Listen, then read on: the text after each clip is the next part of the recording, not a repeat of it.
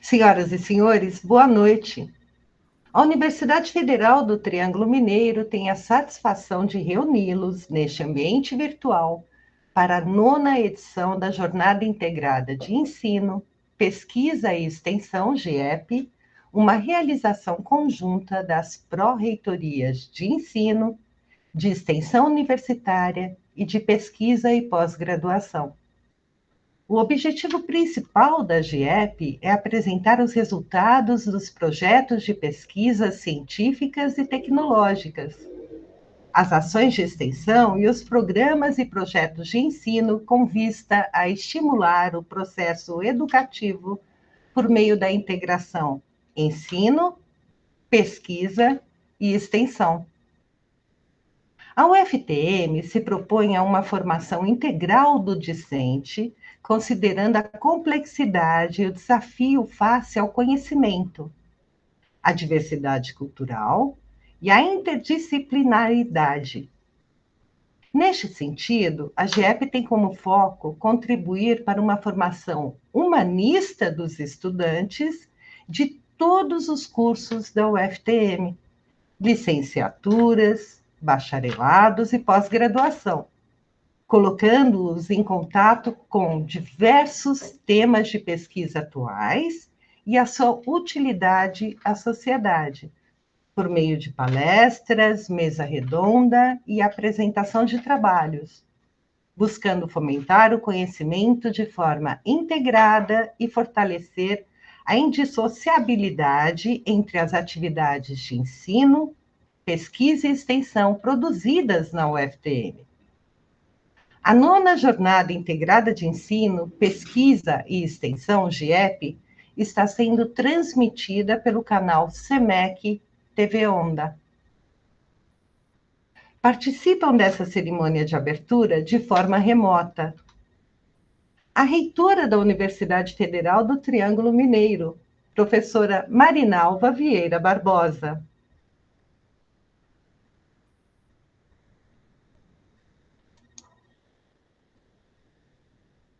O microfone da senhora está desligado. Boa noite a todos e a todas. A pró-reitora de ensino, professora Patrícia Maria Vieira. Boa noite a todos e todas, sejam muito bem-vindos. O pró-reitor de extensão universitária, professor Helder Barbosa Paulino. Boa noite a todos e a todas. O pró-reitor de pesquisa e pós-graduação, professor Júlio César de Souza Inácio Gonçalves. Boa noite a todos e a todas, sejam bem-vindos. Com a palavra, o pró-reitor de pesquisa e pós-graduação, professor Júlio César de Souza Inácio Gonçalves. Boa noite a todos e a todas novamente. Primeiramente, eu gostaria de agradecer aos membros da comissão organizadora, em especial a professora Alessandra Cavalcante, que mergulhou de corpo e alma nessa tarefa de organizar os trabalhos de pesquisa na 9ª GEP. Também não poderia deixar de agradecer os professores, servidores, técnicos, alunos e pós-graduandos que atuarão como avaliadores e mediadores das salas. A 9ª GEP não aconteceria sem a colaboração de vocês. Para todos terem uma ideia da dimensão da 9ª GEP em relação ao segmento de pesquisa, destaco alguns números. Serão mais de 360 trabalhos apresentados nas diversas áreas do conhecimento, com destaque para a área de ciências da vida, com 218 trabalhos. Deste total, 101 são bolsistas do CNPq, 151 são bolsistas da FAPEMIG e 29 com bolsas institucionais da UFTM.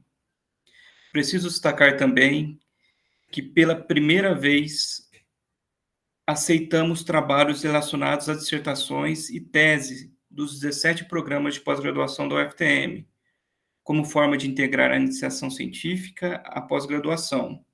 No total, serão 38 trabalhos de pós-graduação apresentados. Encerro minha fala com um depoimento pessoal. Primeiro, foi a bolsa de iniciação científica que permitiu que eu continuasse na universidade.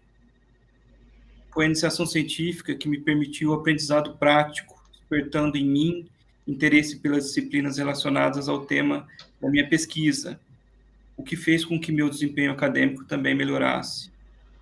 Foi a iniciação científica que permitiu que eu estabelecesse uma relação próxima com os orientadores, os quais proporcionaram uma mentoria valiosa na minha vida profissional. Por fim, foi a iniciação científica que me ajudou a descobrir meu interesse, por que não dizer paixão, pela vida acadêmica e de pesquisador. Em resumo, a iniciação científica não é apenas uma ferramenta essencial para a complementação da educação na universidade, mas também fornece habilidades fundamentais e inspira paixão pela pesquisa. Que nós possamos ter uma excelente jornada integrada de ensino, pesquisa e extensão.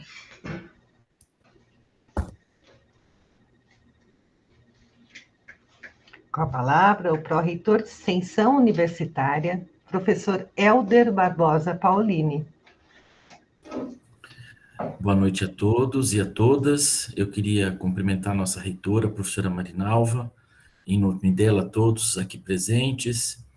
Queria agradecer a visita da professora Viviane, que nos honra com a sua palestra de abertura dessa 9ª GIEP. Dizer a todos que nos ouvem que esse encontro na universidade entre ensino, pesquisa e extensão, ele é um momento onde a universidade mostra o que veio, né? Assim como nós tivemos trabalhos de iniciação científica, nós também tivemos 172 trabalhos de extensão, o que demonstra que a Universidade Federal do Triângulo Mineiro tem dentro do seu escopo e do seu trabalho diário a extensão como norte para que a gente possa fazer a interlocução com a sociedade, tanto aqui de Uberaba, quanto a comunidade de Iturama. Eu queria dizer 2 palavras. A gente caminha para um novo olhar sobre a extensão, onde efetivamente a extensão ocupa o lugar que ela merece no tripé, fazendo parte da formação básica de todo discente, seja na graduação como na pós-graduação. Então, nas próximas GIEPs que teremos, certamente a extensão se fará mais e mais presente. Eu gostaria de falar um segundo tópico, não falarei muito, mas eu queria, primeiramente, agradecer a cada um dos membros da Proeste que trabalharam com afinco para que essa GIEP acontecesse, e parabenizar todos pela escolha do tema para falar de mulher negra, de mulher na ciência, que eu acredito que é um tema mais do que adequado para que a gente reveja conceitos e possamos fazer com que essa universidade seja mais plural, mais acessível a todos. Então, eu queria desejar a todos aqui presentes que participem da GIEP, mais do que fazer a apresentação do seu trabalho, participe da apresentação do seu vizinho, de todos os colegas, porque a função dessa GIEP é universalizar o conhecimento que é gerado em cada curso dessa universidade. Bom proveito a todos e boa GIEP a todos. Obrigado, boa noite. Com a palavra, a pró-reitora de ensino, professora Patrícia Maria Vieira. Boa noite a todos e todas, novamente, discentes, técnicos, docentes e convidados. É com imensa alegria que recebo desse evento de extrema importância para a nossa instituição, momento que vamos parar e refletir, né, todas as produções, sejam na área de ensino, pesquisa e extensão, e pensarmos a universidade que queremos ser. Eu quero estender meus cumprimentos à professora Marinalva, ao professor Hélder, ao professor Júlio, à professora Viviane, né, e agradecer pela presença, pela participação, a toda a comunidade acadêmica, a comissão organizadora, né, todos os membros da PROENS, da PROESTE, da PROPPG. Sem vocês, esse evento não seria possível. e também aos servidores e pós-graduandos que irão colaborar conosco e colaboraram também como avaliadores. Organizar a GIEP não é uma tarefa fácil, ainda mais na transição de gestão, então foram meses, dias intensos para que a gente possa vivenciar esses 3 dias, mas com a certeza que estamos no caminho certo e vamos fortalecer mais a cada ano. Essa jornada é o nosso maior evento institucional, um momento de parada para integrar toda a universidade em prol da discussão e reflexão acerca do que estamos construindo nos pilares do ensino, da pesquisa e da extensão. É a oportunidade de programarmos a universidade que queremos ser para nossos alunos, para a comunidade que tanto impactamos. No campo do ensino, nossa meta é aprimorar métodos e abordagens pedagógicas, visando proporcionar uma formação de qualidade, crítica, técnica, cidadã e humana aos nossos estudantes. Reconhecemos a importância de formar profissionais comprometidos com o desenvolvimento social, capazes de enfrentar os desafios do mundo contemporâneo. Nessa edição, recebemos um número significativo de submissões, foram no total 113 submissões na área de ensino, sendo 34 projetos de ensino, 38 monitorias, sendo 3 inclusivas, 13 PIBID, 15 residência pedagógica e 13 PET. É um número significativo, mas nós precisamos expandir, aumentar, em termos de projetos, de valor de bolsa, de vigência da bolsa, para que a gente possa realmente buscar o equilíbrio do ensino, da pesquisa e da extensão. O tema de abertura deste ano, Mulheres Negras na Ciência, é uma oportunidade única para refletirmos sobre o extraordinário coletivo de mulheres negras que têm desbravado caminhos na ciência, superando adversidades e quebrando barreiras dentro e fora da UFTM. Ao reconhecer e valorizar essas mulheres, reafirmamos nosso compromisso com a construção de um ambiente acadêmico representativo, diversificado, plural, criativo e inovador. Nosso compromisso é garantir que cada mulher negra encontre condições não apenas para entrar na universidade, mas também para crescer e contribuir significativamente com a ciência.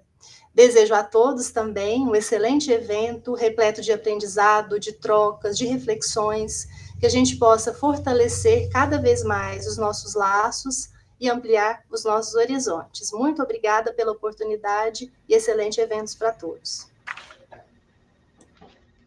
Neste momento, ouviremos a reitora da UFTM, professora Marina Alba Vieira Barbosa, que abre oficialmente esta 9ª GIEP.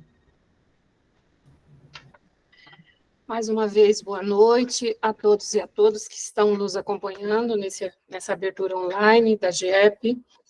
Eu começo cumprimentando aos pró-reitores, a professora Viviane, que será conferencista, o professor Daniel Ovigli, que estão aqui, os servidores que estão dando apoio à transmissão deste evento. Eu quero cumprimentar a todos e, ao mesmo tempo, parabenizá-los pelo esforço, pelo trabalho, que eu não tenho dúvida foi necessário para que nós chegássemos aqui neste final de ano, com a GIEP sendo realizada e com este número de inscritos. Então, além de parabenizar, fica o meu agradecimento do lugar da posição de reitora da Universidade Federal do Triângulo Mineiro. Eu agradeço imensamente a esse trabalho, porque este é um trabalho que ele extrapola para todos os envolvidos e para os participantes, ele extrapola uma certa cotidianidade da nossa vida administrativa, de gestão, de docente. É aquele a mais que é necessário, mas que demanda, ele tem extrema necessidade, mas que ele demanda um acréscimo a mais de trabalho dentro do nosso cotidiano. Então, fica o meu agradecimento e o reconhecimento da importância de todos aqueles que arregaçaram as mangas, no sentido coloquial do termo, para que a gente se encontrasse aqui hoje. Como já foi dito pelos professores que me antecederam, nós estamos falando de um evento institucional, um evento que alia, que busca integrar o ensino, a pesquisa e a extensão. E nós sabemos que esse desafio, embora muito se fale, muito se discuta sobre a importância da integração dessas 3 componentes, dessas áreas dentro da universidade, a gente sabe que, na prática, a efetivação dessa meta ela não é simples. Vide o que o professor Helder colocou agora, todo o debate que existe sobre a necessidade de reposicionar a extensão dentro desta relação com o ensino e a pesquisa. Nós temos visto, inclusive no plano nacional, um debate importante. Nós estamos vendo ações da CAPES, por exemplo, que, de forma inovadora, tem trazido programas que buscam levar a extensão para dentro da pós-graduação. E quando a gente vê essas ações, a gente tem que se perguntar do porquê, da razão delas estarem acontecendo. E a razão é, a gente tem uma concepção que, na prática, ela ainda tem dificuldades para ser efetivada. Tanto, professor Helder, que há hoje uma corrente discutindo que a gente precisaria parar de pensar no triplé e falar num banquinho de 5 pernas. Por quê? A gente precisaria incluir a pesquisa, o ensino, a extensão, a questão das tecnologias e a questão da inclusão. Ou seja, a gente precisa pensar hoje que o conjunto de ações na universidade que envolvem a formação, elas hoje demandam essa integração, demandam essa relação com todas essas áreas e essas demandas que estão postas para a universidade. Nesse sentido, eu acho que fazer um evento como esse, ele coloca a gente para refletir sobre como nós devemos reposicionar, repensar e reconceber, por assim dizer, a relação disso que nós, por muito tempo, chamamos das 3, né, de um banco de 3 pernas, por assim dizer.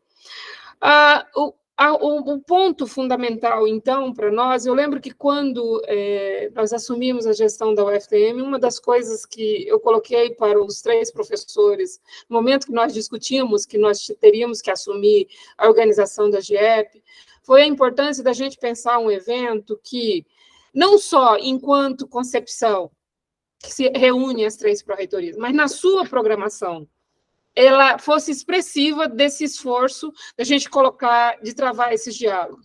E aí eu quero parabenizá-los, porque eu acho que o tema de abertura, ele é expressivo disso. Nós estamos num momento em que, dentre as várias discussões que nós estamos fazendo no Brasil, nas instâncias do governo federal, a questão da mulher negra na pesquisa, ela é um tema mais que urgente.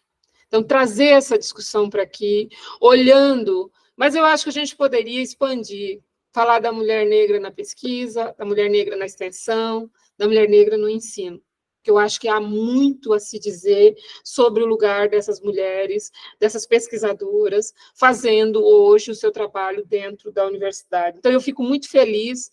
Vou, de última hora, inclusive, participar da conferência que vai discutir esse tema, mas, de imediato, já antecipo a alegria de ver essa temática sendo colocada num evento aqui dentro da UFTM para discutir. No mais, ainda dizer que os números, né, as inscrições que foram colocadas aqui, elas são relevantes, são importantes. É muito bom saber que a comunidade da UFTM atende a esses chamados, que a gente consiga participar do evento dentro desse espírito de integração. Então, que os trabalhos de pesquisa sejam vistos e acompanhados pelos aqueles que vão apresentar trabalho na área de ensino e de extensão, mas que os trabalhos de extensão também sejam acompanhados por todos os outros, que nós saiamos dos nossos quadrados, que a gente vá ouvir o diferente, que a gente vá ouvir aquilo que para nós não está dentro da nossa zona de conforto, por assim dizer, que a gente aprenda a dialogar com essas áreas nestes momentos, porque os eventos acadêmicos, eles colocam esse desafio para a gente, que é o da escuta.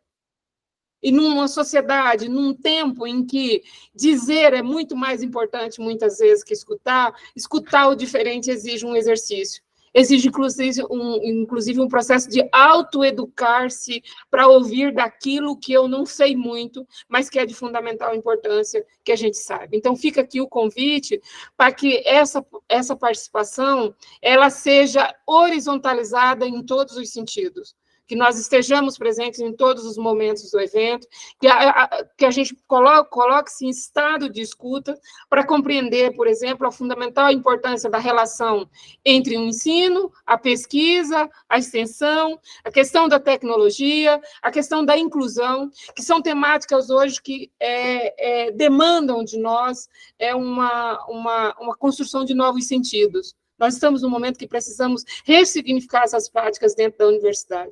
E a internacionalização, a Patrícia está lembrando aqui, que é uma temática hoje, são temáticas hoje que chegam para a universidade como um desafio para a gente, não só para construir uma universidade que atendam às demandas que a gente sabe que são de gestão, do MEC, da CAPES, mas para além disso, que seja uma universidade que atenda às demandas, que ela dialogue com as demandas que a sociedade nos coloca, que a sociedade atual nos coloca. Então, eu desejo a todos um bom evento, que todos participem e que nós saiamos daqui empolgados e animados para que no próximo ano, de forma presencial, nós estejamos juntos e com esse número ou um maior número de inscritos e participações. Muito obrigada a todos, bom evento.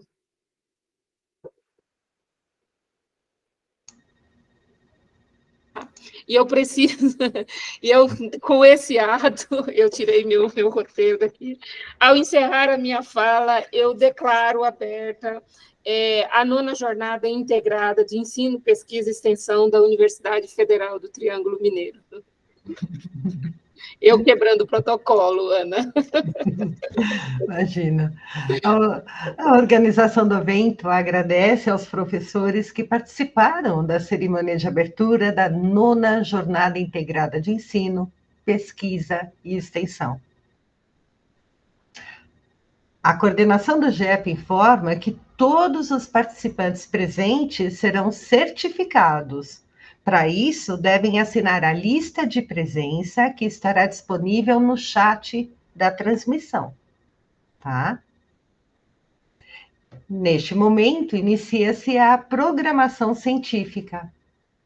Para abordar o tema Mulheres Negras na Ciência, as convidadas desta noite: professora Viviane de Souza Alves, docente do Instituto de Ciências Biológicas da Universidade Federal de Minas Gerais.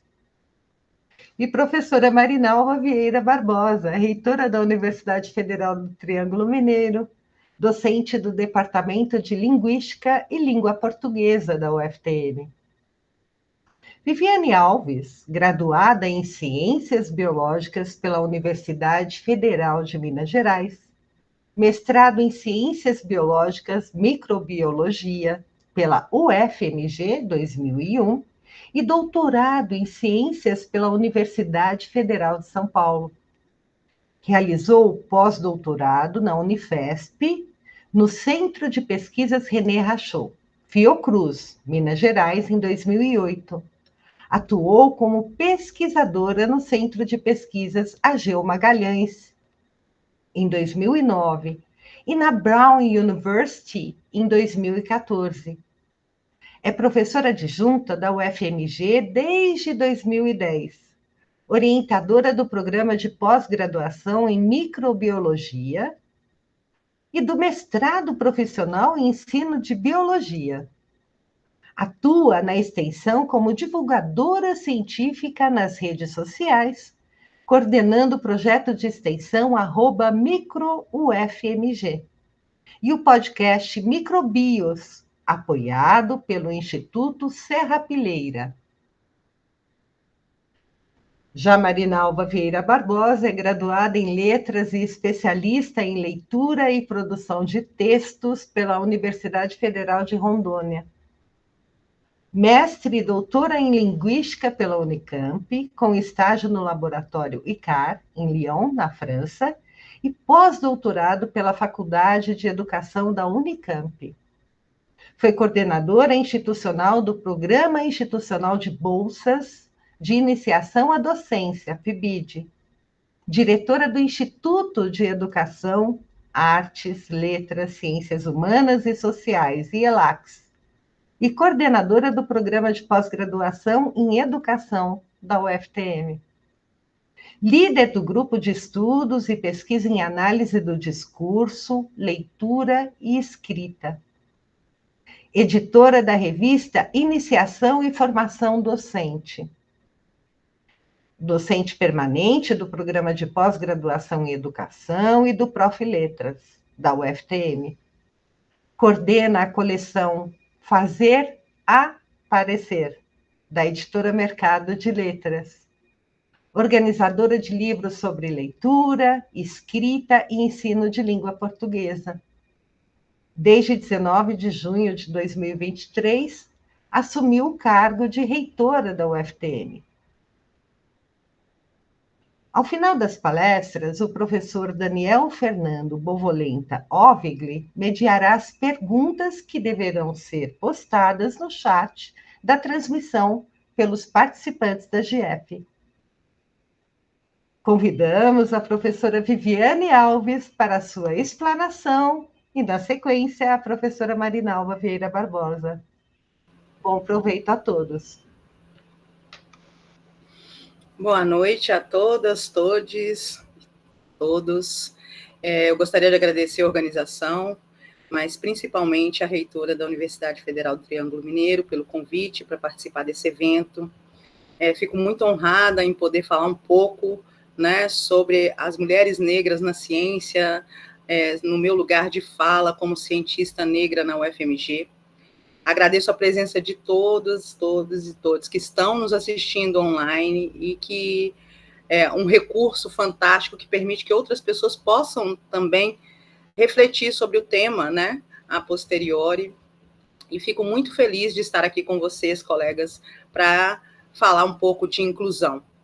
E pensando na fala da professora Marinalva sobre inclusão, sobre internacionalização, como amante da extensão, que para mim é a parte mais importante da universidade, que é aquela que, né, une a sociedade a nós, né, e nos tira da nossa caixinha da pesquisa. Vale lembrar que, além das mulheres negras, é importantíssimo incluir nessas discussões, em eventos futuros, e eu vivo falando isso para os meus estudantes, falar também da inclusão dos PCDs, né, dentro da universidade, falar também dos indígenas dentro da universidade, dos saberes tradicionais na extensão, a importância não só do conhecimento científico, mas dos saberes tradicionais para a pesquisa e para a extensão. Né, eu queria começar essa minha fala falando um pouco disso, antes de entrar, né, no tema propriamente dito, que é mulheres na ciência. Então, eu vou projetar aqui para vocês minha apresentação, e tão importante quanto as mulheres negras na ciência, as mulheres na ciência, né? Nós, mulheres, que somos muitas cientistas, ainda muito apagadas, né? E quando a gente pensa em diversidade, a gente tem um apagamento das indígenas, das mulheres negras, de uma forma geral. Vou compartilhar aqui com vocês a minha apresentação. E peço licença para desligar o meu vídeo durante essa apresentação, porque como eu não vou enxergar vocês, fica um pouco ruim, né? Então, de praxe, eu faço sempre isso e volto a vê-los durante a discussão do tema.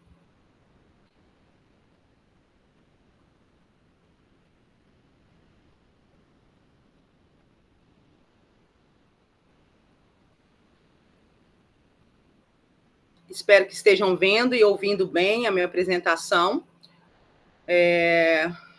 Se sinalizarem, se não tiver ok, por favor, me avisem, tá? Mas aparentemente está tudo ok por aqui.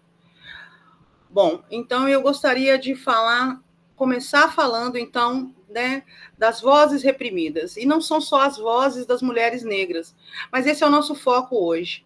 Vale lembrar e refletir, né, depois dessa palestra, também em outras vozes reprimidas e pensar em parentalidade, porque apesar de estarmos falando de mulheres, há que se lembrar que há homens também que são pais solo, né? E isso eu falo como embaixadora do Parenting Science, onde a gente tem pais que não têm um acolhimento, não têm rede de apoio para cuidar dos seus filhos. É raro, mas acontece. Né? E pensar em todos os grupos que são silenciados e têm suas vozes reprimidas ao longo da história e na academia. Né? Então, o tema que eu escolhi falar para vocês foi das mulheres negras na ciência e na divulgação científica, que é onde eu atuo há mais tempo, divulgando aquilo que é feito dentro da universidade, que é essencial que a população saiba, que a sociedade civil tenha acesso, que o público não especializado tenha acesso ao conhecimento gerado da universidade, para que não caiamos novamente naquele contexto de que estamos na universidade fazendo ciência para nós mesmos. As pessoas ao nosso redor, nas nossas comunidades, precisam enxergar as contribuições essenciais da ciência à nossa vida no dia a dia, né? Isso é super importante. A divulgação científica ganhou notoriedade durante a pandemia da Covid-19. Eu sempre digo que, apesar dos males causados pela pandemia, há o bem, que foi dar visibilidade à ciência produzida nas universidades públicas. Bom, quem sou eu? Já fui apresentada, né? Vou falar rapidamente. Então, a minha carreira acadêmica vocês já conheceram. A Patrícia já nos contou um pouquinho de quem sou eu. Eu sou uma mulher negra, né? Que fui criada, diferente da maioria das mulheres negras no Brasil, fui criada por um casal de húngaros que veio para o Brasil na Segunda Guerra Mundial. Então, fui criada por brancos, mas fui criada por brancos como filha legítima, né, sem um processo de adoção formal, mas fui criada por húngaros que me possibilitaram hoje chegar aonde estou. Eu devo a eles, a esse casal que fugiu da Segunda Guerra Mundial, todas as oportunidades iniciais que eu tive na minha vida e que eu pude aproveitar. Eu vivo até hoje, nasci na Zona Norte de Belo Horizonte, que a Zona Norte é considerada a zona mais pobre de Belo Horizonte, continuo vivendo na Zona Norte. Estudei em escolas públicas e entrei na UFMG num tempo em que não havia cotas, né? Eu era a única estudante negra da minha turma. Em princípio, eu queria fazer medicina, mas vi que o meu sonho era trabalhar com biologia molecular, e eu sou biologista molecular e microbiologista pela UFMG. Fiz meu doutorado na Unifesp, depois do pós-doutorado na Unifesp, na Fiocruz, na Brown University, e sou professora no departamento onde eu me formei, onde eu fiz o meu trabalho de conclusão de curso desde 2010. Um departamento que, diferente de muitos lugares, me acolheu sempre em todas as minhas necessidades, mas não é o que acontece com a maioria das mulheres. Depois de algum tempo, mais voltada para a pesquisa, eu divido meu tempo com a divulgação científica e coordeno os projetos de extensão, @microufmg, e o Microbios Podcast, que eu convido vocês a escutarem, que é para levar a microbiologia simples para a população. Desde 2009, eu sou embaixadora do Parenting Science, que é um movimento muito importante, que eu vou comentar com vocês, que dá acolhimento às mães na academia. Eu sou mãe de pets, tenho gatos, cães, tenho um filho que é um menino trans e um rapaz, e sou avó bem recentemente. E ao longo dessa minha trajetória, em que fui homenageada em 2020 pela UFMG, no mês da consciência negra, no nosso Novembro Negro, passei por muitos perrengues, muitos preconceitos, porque era uma visão era um ambiente ainda muito racista. Então, ainda hoje eu escuto que você não tem cara de professora da UFMG. Eu sempre repito isso, mas é uma coisa que eu escuto com recorrência, né? Alguns alunos de alguns cursos se assustam quando me veem, outros ficam felizes porque dizem, você é minha primeira professora negra, e isso ainda é muito comum, né? Então, eu ainda sou representatividade, apesar de não ser a posição em que eu gostaria de estar, né? Espero ver no futuro muitas negras cientistas e professoras nas universidades públicas pelo mundo, porque não é um problema isolado do Brasil. E aí eu gostaria de começar falando um pouco das mulheres no ambiente acadêmico, né? E aí incluindo os homens também, né? A gente sempre ouve aquela pergunta, você só dá aula? Não, a gente não só dá aula, a gente faz ensino, a gente faz pesquisa e a gente faz extensão.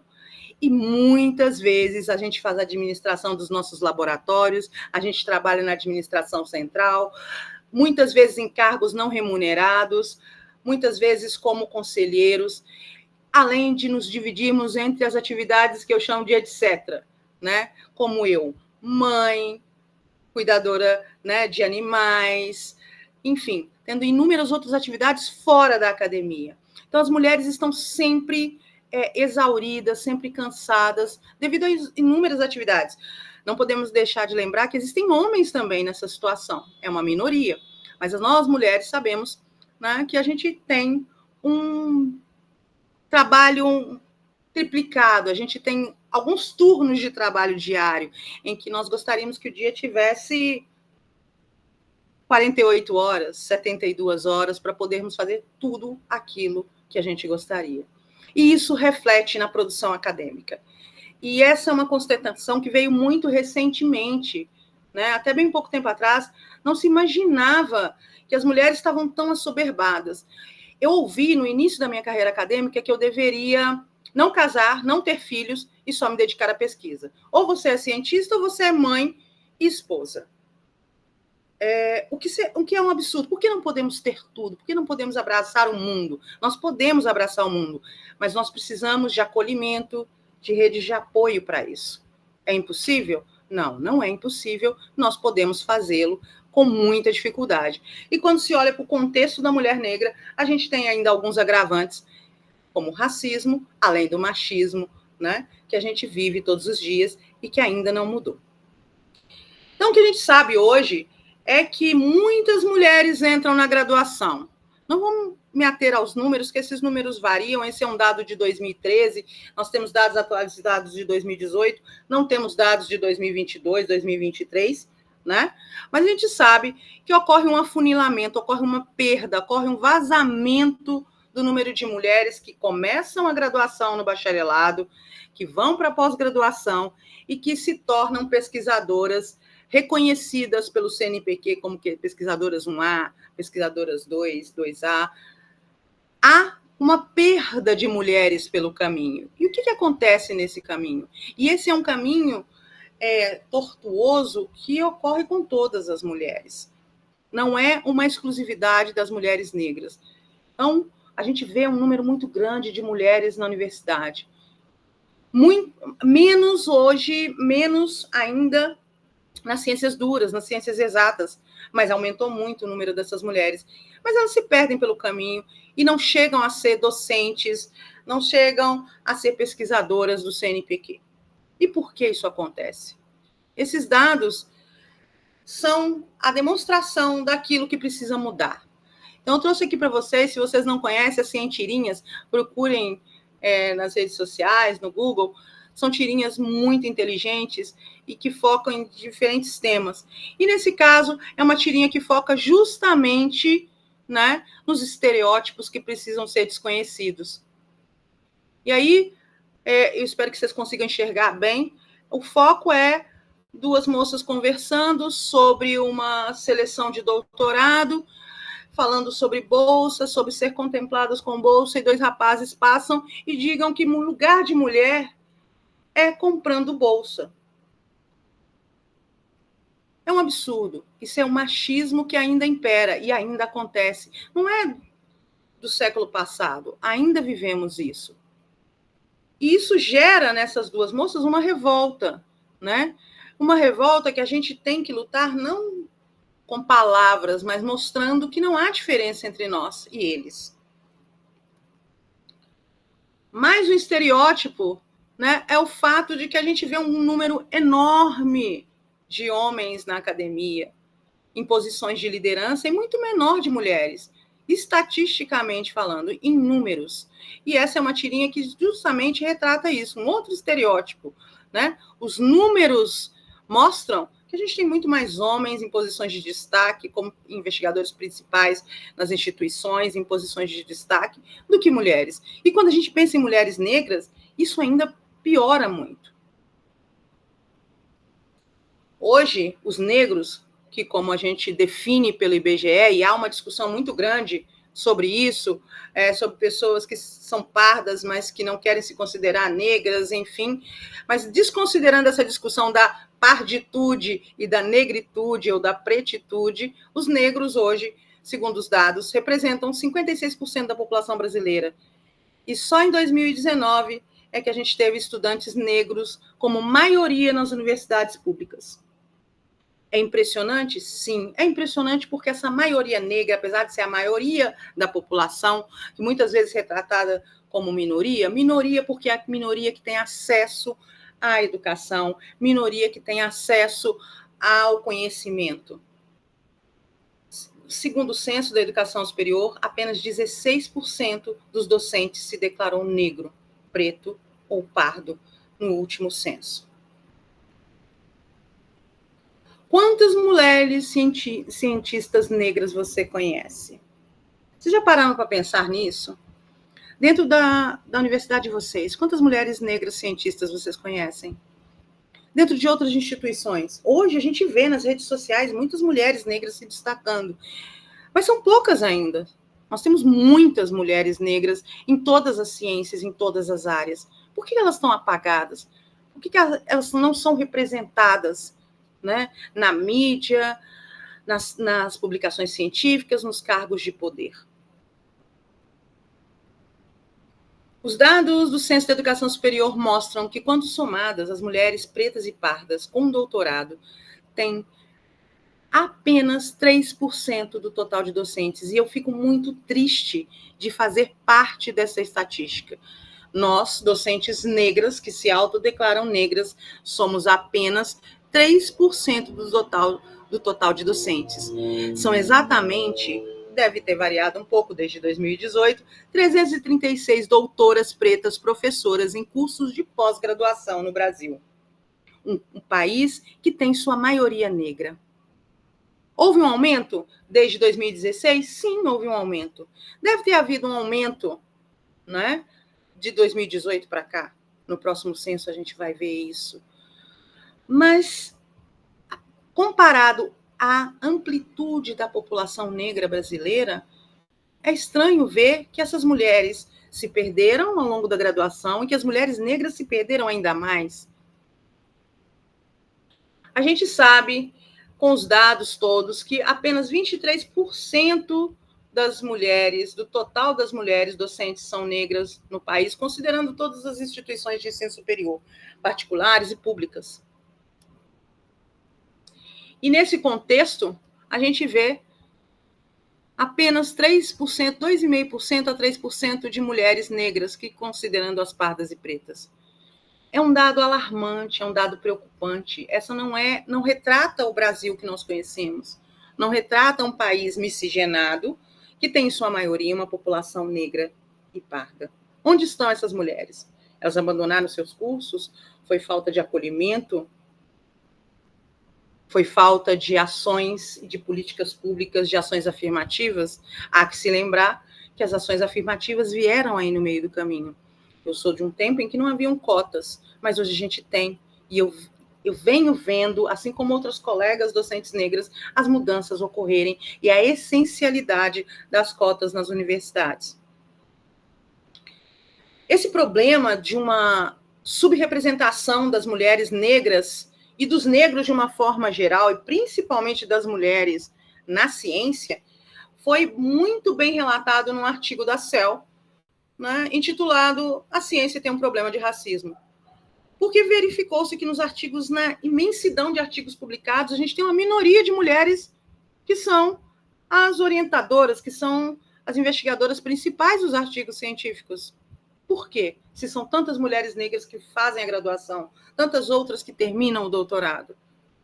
Por que não dar visibilidade? E nesse momento, que foi durante a pandemia, ocorreu um movimento de dar visibilidade a essas mulheres e foram várias revistas que abriram chamadas para que publicações, para dar preferência a publicações de mulheres negras. Mas isso já não ocorre mais. Foi um momento, né? Um momento em que se pensou, nossa, temos poucas cientistas negras publicando. Será que elas não existem? Será que elas são menos capazes? Eu gostaria de dar para vocês, então, para refletir sobre o tema, para que a gente possa conversar ao final, por que isso está acontecendo? O que a gente está vendo hoje, e principalmente depois da pandemia, é que nós negros, nós negras, agora temos consciência da nossa invisibilidade, do nosso silenciamento, e temos começado iniciativas de representatividade e visibilidade. Ficamos escondidas e vimos que precisamos dar representatividade para colher os frutos dentro da academia. Eu vou dar um exemplo para vocês, que foi um exemplo de 2019, que foi uma exposição à docência negra na UFMG, da importância de mostrar que os professores negros existem, que os cientistas negros existem. Se você mostra isso, você dá um impulso, você acolhe aqueles negros que estão na graduação e que às vezes pensam que não vão conseguir chegar. Porque são tantas as dificuldades, enfrentar o racismo, enfrentar o machismo, enfrentar tantos obstáculos, que você se vê pressionada a desistir. E muitas mulheres negras desistem.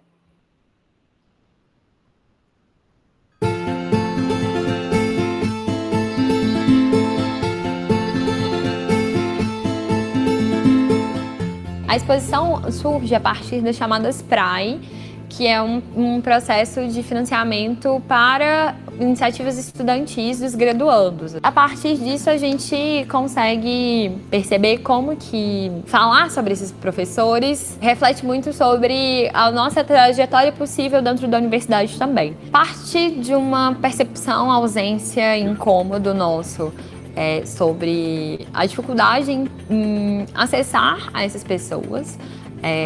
A gente sabia que tem 1, 2 dentro de um departamento de 40.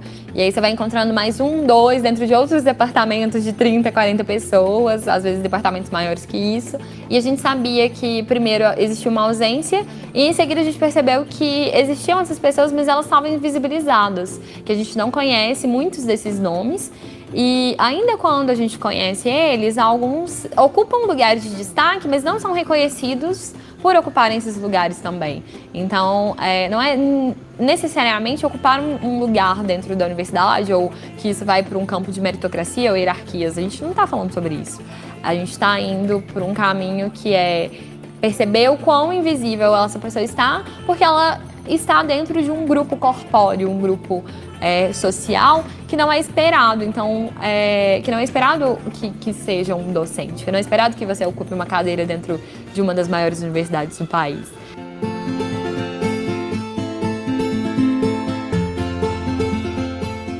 A gente não está falando exatamente sobre racismo dentro da exposição, mas a gente está falando sobre corporeidades, a gente está falando sobre essas invisibilidades, e essas invisibilidades só existem porque há racismo institucional e há racismo estrutural dentro da sociedade brasileira. A gente abre a exposição com essa dinâmica maior, que é explicar por que a gente chegou onde a gente chegou, mas como que isso tudo foi construído socialmente.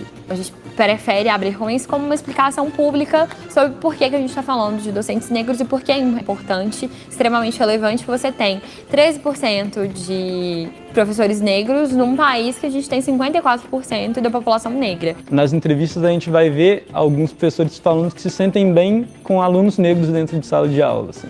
São professores que se sentiram deslocados da sua graduação inteira porque eles não tiveram colegas negros e agora, enquanto professores, ver alunos negros em sala de aula é gratificante para eles. A gente trabalha com a ideia de epistemologia aqui, né? E a ideia da epistemologia é que o conhecimento que é produzido pela UFMG, ele perpassa quem está produzindo esse conhecimento. O espaço do conhecimento tem-se uma noção de que a ciência ela é neutra, mas ela não é realmente neutra, assim, né? A gente trabalha com um método objetivo, mas com a subjetividade do pesquisador. E aí a gente acredita que é importante trazer essa exposição para demonstrar que a subjetividade é perpassada pela raça. Além disso, a gente tenta trabalhar com a ideia de futuros possíveis.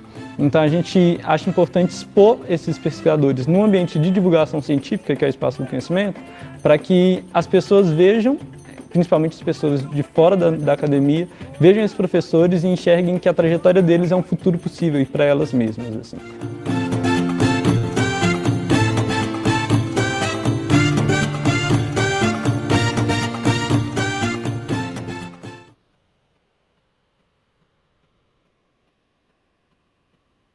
Essa foi uma exposição fantástica, foi uma iniciativa muito recente, 2019. Eu passei a minha graduação sem ter contato com nenhum movimento negro, sem saber quantos negros tinham na universidade, sem ter colegas negros. E hoje não é muito diferente. Somos 5 ou 6 docentes no Instituto de Ciências Biológicas, num universo aí de mais de 1.000 docentes, e só 5 ou 6 negros, incluindo mulheres, né? Incluindo homens. Então, a representatividade é muito importante. Né? A gente vê que isso vem aumentando com as cotas, e isso é muito gratificante. Realmente, como estudante falou, eu sou professora da UFMG há 13 anos, e nos últimos 6 anos eu tenho visto nas minhas salas de aula, eu dou aula para medicina, para farmácia, para odonto, eu tenho visto negros e muitos negros nas turmas, coisa que eu não via antes. Muitos alunos de medicina lá em 2011, 2012 se assustavam quando eu entrava na sala de aula e diziam: você é professora? Eu sou professora. Porque não deveria, mas é diferente você ter uma professora negra que vai falar para você de uma área do conhecimento que você imaginava dentro das ciências, né?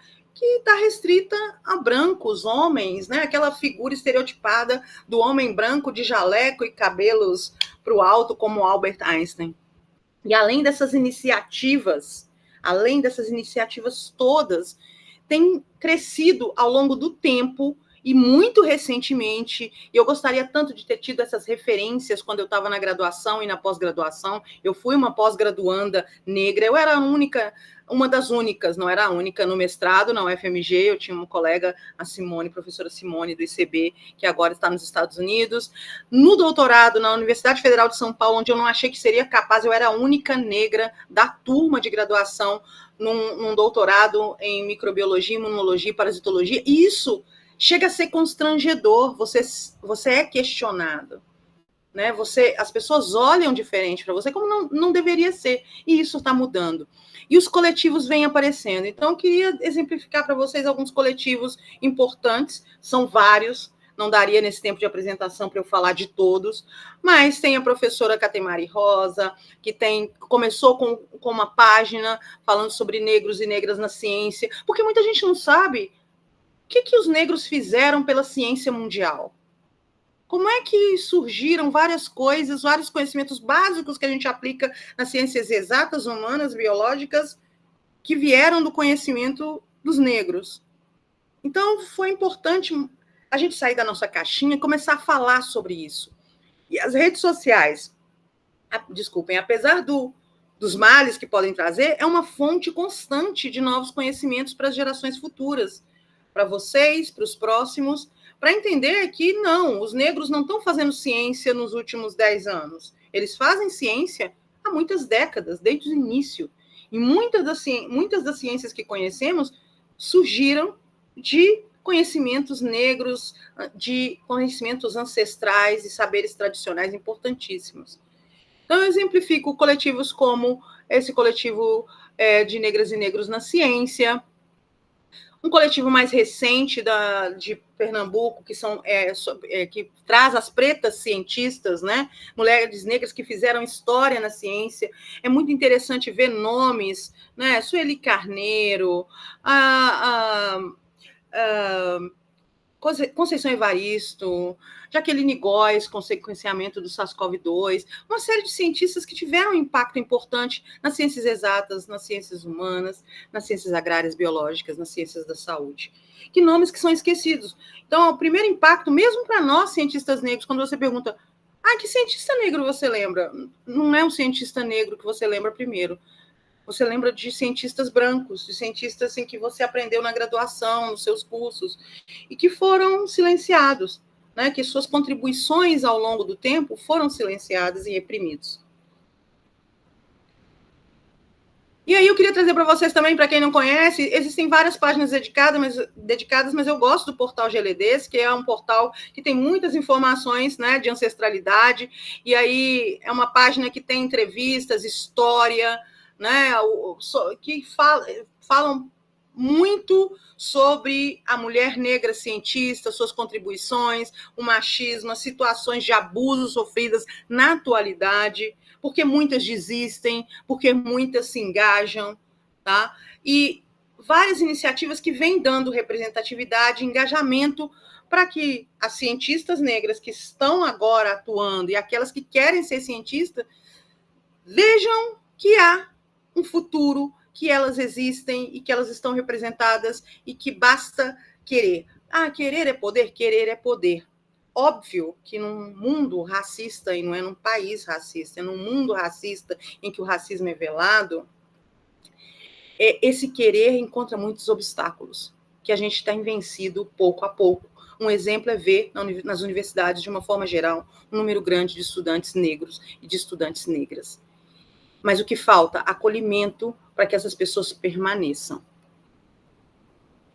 Além disso, sugiro para vocês ouvirem podcasts importantíssimos, como Consciência Negra, que é do Instituto Steve Biko, que fala sobre as contribuições de cientistas negros ao longo do tempo, tá? Sugiro muito, entre outros que aqui listei, esse Consciência Negra também, que é muito bacana, e episódios de podcast que vem cada dia mais dando visibilidade, né, à ciência negra, à ciência produzida por negros, ao longo do tempo.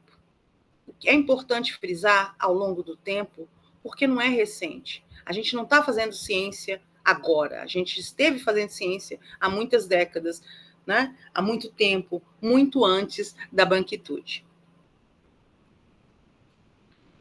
O que é importante, então?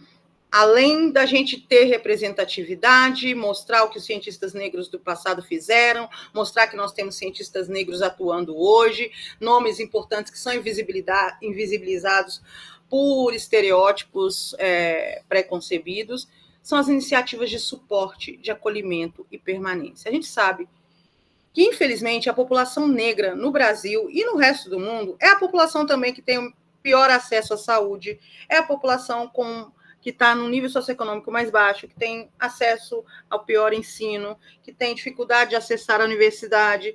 Então, precisa de iniciativas que deem apoio a não só a entrada, não só cotas para a entrada de negros, negras, indígenas na universidade, mas que acolham e que façam com que esses estudantes permaneçam. Uma iniciativa muito importante, que é muito antiga na UFMG, fazendo propaganda da minha instituição, que é uma instituição que eu amo. Eu era a única negra na graduação e eu fui acolhida pela Fundação Mendes Pimentel. Eu era uma estudante de classe social baixa, estudou em escola pública, que não tinha grana para fazer xerox de livro, num tempo que não existia internet, e existia e existe a Fundação Mendes Pimentel, que acolhe esses estudantes, que dá moradia universitária, que paga bolsas de manutenção, que dá desconto no bandejão, ou permite que a gente não precise pagar bandejão. E eu fui uma bolsista de manutenção da FUNP. Eu fui uma bolsista e eu tive acesso a várias possibilidades dentro da universidade, porque a Fundação Mendes Pimentel me permitiu. Hoje, ela mudou um pouco. Eu sou do tempo da UFMG que a gente tinha que pagar matrícula todo semestre. Era um valor, assim, R$150, não era muito. Mas os estudantes carentes não precisavam pagar, como eu, e outros estudantes precisavam pagar, e mais de 80% desse valor ia para a Fundação Mendes Pimentel para dar suporte para esses estudantes. E incluía tratamento de saúde, odontológico, uma série de iniciativas de acolhimento que ainda existem, mas mudaram de figura desde que a universidade não cobra mais matrícula. Então, hoje a gente pode apadrinhar alunos carentes, independente, né, de credo, de cor. Você pode apadrinhar estudantes na UFMG e acolhê-los de diferentes formas. E isso é uma iniciativa que deveria existir em todas as universidades, eu sei que não existe. Né? Uma iniciativa que também não acolhe todos os estudantes da UFMG, que são muitos, mas ajuda a muitos, assim como me ajudou, e eu sou muito grata a isso. Que iniciativas a gente tem?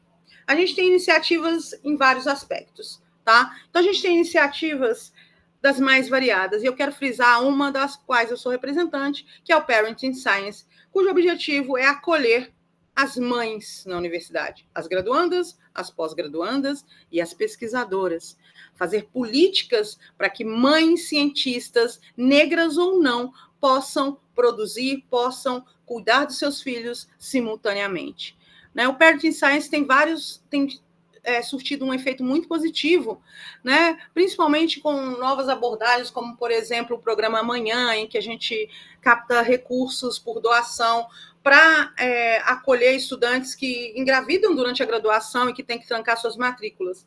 E agora vem sendo discutido por exemplo, na UFMG, não sei se na universidade de vocês, o RAEP, que é a permanência especial de estudantes, em que mães que têm filhos pequenos ou que têm filhos com necessidades especiais possam fazer a graduação de forma remota para poder, então, ter, né, cuidar dos seus filhos. E o Parenting Science é uma iniciativa desse tipo, que permite que a gente possa acolher as mães e os pais também, que são pais solo em geral e que não têm uma rede de apoio. Então, além dessas mulheres todas que vocês estão vendo aqui, são as embaixadoras do Sudeste, e nós temos embaixadoras em todo o país, além delas lutarem por políticas como a mais recente, que é a inclusão da licença maternidade no Lattes, que é uma vitória da Fernanda com o Parenting Science, né? Porque tirar licença de maternidade durante a pós-graduação era impensável, né? Eu tive meu filho no mestrado e eu fiquei fora da bancada de laboratório por 2 meses, e no pós-doutorado a mesma coisa, porque ou era isso ou suspender a bolsa. Então, a gente luta por esse tipo, né, de acolhimento e de suporte para os estudantes. Estudantes que estão amamentando e que não podem levar seus filhos para a universidade. A gente discute parentalidade de uma forma ampla, né? Não só das mulheres negras e indígenas, mas de todas as mulheres, que a gente sabe que a mulher na academia tem desvantagens em relação ao homem, e eu conheço casos de estudantes que tiveram que abandonar o mestrado ou o doutorado porque escolheram ser mães. E seus orientadores não aceitaram essa situação. Então, são iniciativas de acolhimento e de permanência que são importantíssimas. E aí, abrindo um parênteses dentro da mulher na ciência, eu gostaria de falar um pouco das divulgadoras de ciência como divulgadoras de ciência. E aí eu pergunto para vocês, quantas mulheres negras divulgadoras de ciência você conhece? Quem acessa redes sociais deve conhecer muitos nomes, mas a gente não tem nenhum mapeamento. Eu sou divulgadora científica. Tem a Nina da Hora, tem uma intelectual diferentona, quem segue rede social vai conhecer os nomes. Mas existe um mapeamento que mostra que, além de mulheres negras cientistas e mulheres cientistas, a gente tem mulheres negras cientistas e mulheres cientistas que fazem divulgação científica, que é extensão e que é essencial para que a sociedade saiba os benefícios da ciência na academia e a gente fuja do negacionismo que nos circunda. Ficou muito claro na pandemia a necessidade da gente abrir os muros, trazer para dentro da universidade a sociedade e também sair para falar com a população, né? Ficou muito claro. Eu vi um número muito grande de cientistas na TV durante a pandemia, um número muito grande de cientistas em rádio, em podcast, que já tem diminuído. As notícias sensacionalistas já têm retornado, infelizmente, sem um respaldo científico. E o negacionismo permanece circundando, né, a universidade, o que é um grande perigo. A gente vê aí pela baixa cobertura vacinal que a gente tem em Minas Gerais para a Covid-19. A gente sabe que a mídia, e aí eu vou ler aqui para vocês, porque é uma frase de um historiador, do Felipe Arthur dos Reis da Unicamp, que é muito importante, que a mídia, quando busca debater ou repercutir algum assunto, costuma chamar em geral pessoas brancas que já possuem um respaldo socialmente aceito. Isso está intimamente ligado ao racismo estrutural do Brasil, conforme a própria história evidencia. Quantas cientistas negras falando na mídia vocês conhecem hoje? Na pandemia a gente viu umas, mas a gente não vê muito, né? Há uns nomes muito recorrentes. É porque só essas pessoas fazem essa ciência? Só essas pessoas entendem de física, de química, de biologia? Não. É porque tem um perfil socialmente aceito, que é de um cientista branco, uma mulher branca ou um homem branco.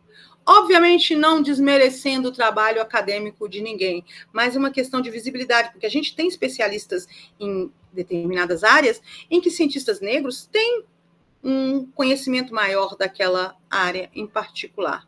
Eu aproveito aqui para falar um pouco, abrir um parêntese para desejar melhoras para a Luciana, que é uma cientista empreendedora da FUNED, fundadora da Oncotec, que estaria aqui nessa mesa, né, nessa conferência comigo, que é uma cientista negra de renome, que fundou uma empresa empreendedora e que a gente não ouve falar muito nas mídias. A gente ouviu muito na pandemia, mas essas vozes estão reprimidas, porque não é o perfil que se aceita na sociedade de cientista, uma mulher negra. Nesse contexto, surgiram iniciativas como Entreviste um Negro, que é um dos exemplos, tá? Vou dar esse exemplo aqui, que é um banco de dados onde a gente tem nomes de várias mulheres negras que podem ser usadas como fonte para diferentes assuntos nas mais diferentes áreas. E essa fonte, apesar de existir, é pouco utilizada. As cientistas negras sabem menos? Os cientistas negros, homens, sabem menos? Não. A pandemia foi um caminho, apesar dos pesares, muito bom para a visibilidade da ciência negra, e principalmente mulheres negras cientistas. Eu vou colocar para vocês um áudio de um texto que eu fiz, e como cofundadora da Liga de Ciência Preta Brasileira, juntamente com a Luciana, que é pesquisadora da FUNED, a gente começou a mobilizar, assim como outros coletivos, os cientistas pretos do país para falar, porque existe também uma repressão, digamos, endógena. Os próprios cientistas negros se escondem, né? Uma autossabotagem, porque a gente está tão acostumado a ficar fazendo a nossa ciência, a nossa divulgação científica escondido, que a gente não se manifesta publicamente. E isso tem mudado, e a pandemia foi um ponto de virada nesse sentido. A pandemia está revelando que os negros já viviam e sabiam. Se você não está ou nunca entrou em uma universidade, quantos professores, médicos e cientistas negros você já viu por aí? Se você está em uma universidade, quantos professores e cientistas negros você teve ou tem? Talvez agora, durante a pandemia, quando um ser microscópico mudou o nosso mundo, você tenha se dado conta de que os negros são os mais afetados por estarem em condição de vulnerabilidade no mundo todo. É a população com menor acesso à saúde, à educação e a uma vida de qualidade. E é por isso que há poucos negros em posição de destaque em todos os lugares do mundo. E apesar de serem maioria no nosso país, são minoria na representatividade.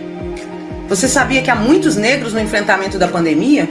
E apesar de todos eles estarem trabalhando agora, poucos aparecem na TV, nos jornais, poucos são chamados para debates, lives, palestras, a não ser que o tema seja racismo. E por quê? Será que esses cientistas negros sabem menos? Claro que não. São doutores com excelente formação, mas o racismo estrutural impede que eles sejam referência. Parece mais elegante só ter referência de outras etnias. Para os negros, são guardadas e divulgadas as referências negativas. Isso se chama racismo. Como as crianças negras serão estimuladas a continuar com seus sonhos? Quantas crianças têm como ídolos cientistas negros? Quantos cientistas negros o mundo teve? Quantos cientistas negros existem no Brasil?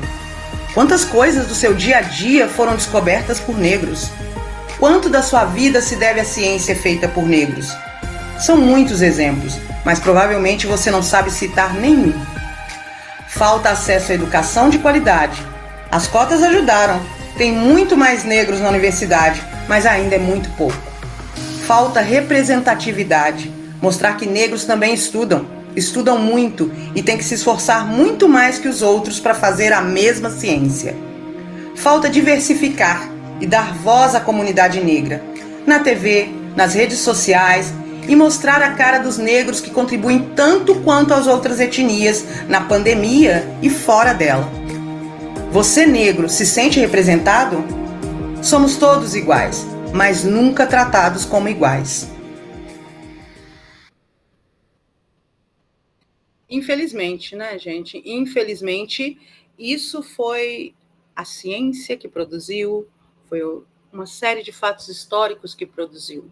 Somos todos iguais, nem sempre tratados como iguais. Tem mudado, mas o que é claro e eu acho que vale a pena todo mundo estudar, seja branco, seja negro. E eu fui criada por uma família de brancos de olhos azuis, europeus. Eu convivi com brancos que me tratavam como igual desde sempre, né? Então, a minha posição como negra é até difícil em termos de ancestralidade, porque eu fui criada por uma família europeia.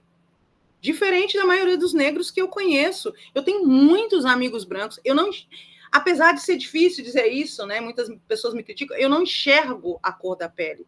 Porque eu fui criada, minha mãe, a mãe é quem cria, né? Minha mãe, falecida mãe, é branca, dos olhos azuis. Meu pai também. Meus sobrinhos são brancos. Eu nunca me senti diferente. Minha mãe brincava comigo quando eu era criança, eu acho engraçado até hoje, eu sempre conto isso. Se você não tivesse feito biologia, você saberia que você não é nossa filha? Era só olhar, né? Muitas pessoas na minha infância chegavam na casa da minha mãe, aqui na zona norte de Belo Horizonte, tocavam a campainha e perguntavam, sua patroa tá aí? Porque todo mundo sabia que naquela casa moravam brancos, mas tinha uma negrinha lá. Então ela só pode ser empregada. Assim como eu escuto até hoje, você não tem cara de professora da UFMG. Porque a gente precisa ter cara, então as pessoas têm cara disso ou daquilo, né? É a aparência que define aquilo que você é. E se a gente estudar um pouco, a gente vai ver que, apesar, né, da gente ver esse racismo estrutural, quem contribuiu para que isso ocorresse foi a própria ciência, que a gente aqui defende, que a gente quer mostrar que a gente faz, nós negros, brancos, indígenas, né? A ciência contribuiu, e o machismo, e nos calaram, e ainda tentam nos calar. E a gente vê muitos eventos diariamente sobre isso. Esse é um artigo, uma matéria na revista Galileu, não é nova, mas conta a história, né, de como a ciência e o machismo é que fizeram com que chegássemos aonde estamos hoje. A essa repressão da nossa voz, a essa diferença entre homens e mulheres, as mulheres sendo consideradas inferiores aos homens, por muitos ainda, mesmo dentro da academia, e eu já presenciei isso, e a própria ciência respaldando de forma errônea e sem método, né, e sem embasamento algum essas afirmações. Essa é uma ilustração que é muito triste quando a gente pensa, né? Eu não sei se vocês conseguem ver a legenda, é uma ilustração de James Marion Sims, onde Sims conduzia cirurgias dolorosas em mulheres negras escravizadas sem uso de anestesia.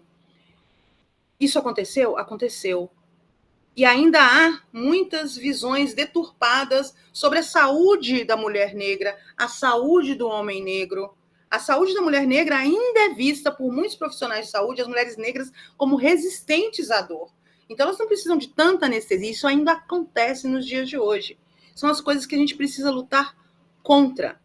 E aí eu quero recomendar para vocês, é uma indicação, vou pôr um pequeno trecho só da temporada 4 de um podcast que eu gosto muito, chamado Ciência Suja. Quem não ouviu, escute as outras temporadas. Mas essa temporada está sendo dedicada justamente ao preconceito, ao racismo, à demonstração científica suja de que os negros são inferiores, tanto homens quanto mulheres, né? E que justifica hoje aquilo que a gente vê acontecer e que perpetuou ao longo do tempo, e que cabe a nós educarmos nossos filhos, nossos amigos, de uma forma antirracista, para que eles vejam esses erros que foram cometidos lá atrás.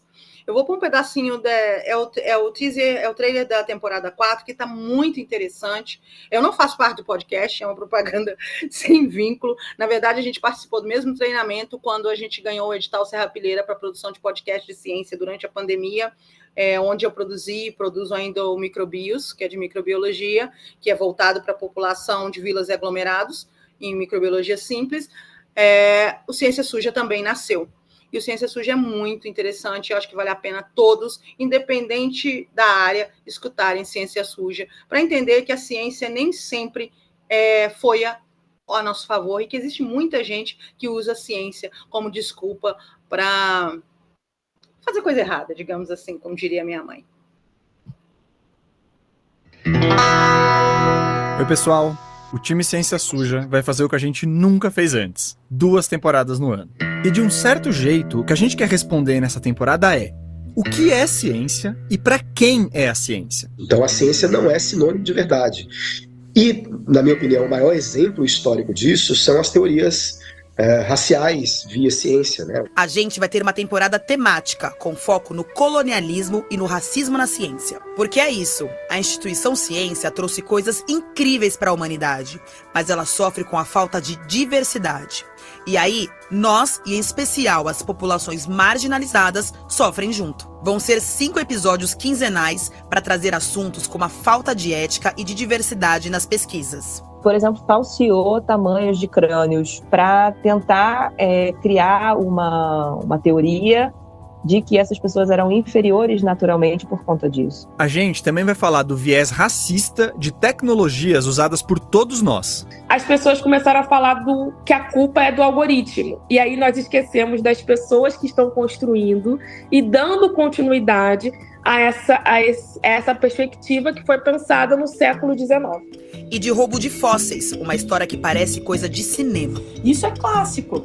É o Indiana Jones, né, gente? O Indiana Jones que, sai lá da universidade dele, vai para outros países, destrói um monte de coisa no processo de aquisição lá da relíquia que ele tá atrás, e leva essa relíquia para outro país em momento algum, sem saber se, legalmente aquela aquisição poderia estar sendo feita. Tem também o apagamento de descobertas e da carreira de pesquisadores não brancos. Muito difundido que as pessoas negras, de uma maneira geral, teriam menor capacidade de aprendizado, de inteligência e tudo mais.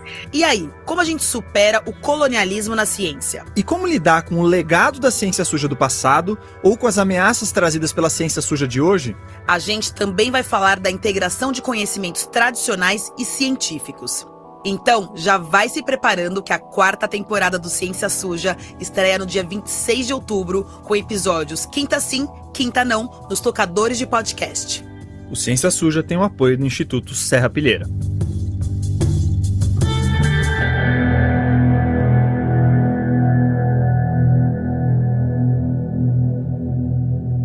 Nós, como cientistas, temos que parar de romantizar a ciência.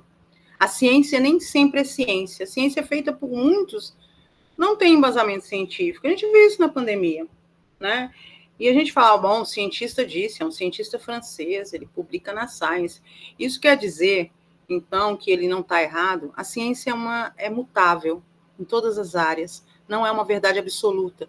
E muitas vezes é falseada, e isso é muito grave. E quando se trata de cor, de racismo, ela é muito falseada, e ainda é.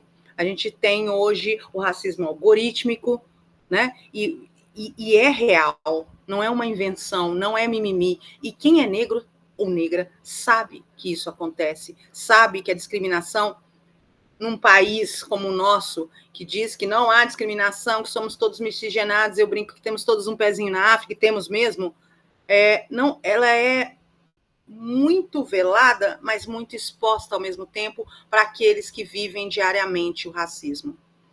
Eu, por exemplo, vou dar um exemplo muito do meu tempo, né? No meu tempo, eu posso dizer assim, porque já faz tempo, de quando eu tive uma bolsa de iniciação científica negada num laboratório, tendo uma nota melhor de microbiologia e de genética, que eram os pré-requisitos, do que uma estudante mulher também, então não foi uma questão de gênero, branca. O meu conceito era A, o conceito da referida estudante era C, e eu não consegui a bolsa. Por que será? O que nos leva a refletir. Então, a minha proposição aqui é que a gente reflita sobre a inclusão, que a gente reflita sobre as modificações que têm que ser feitas. Mudanças já vêm ocorrendo? Vem ocorrendo.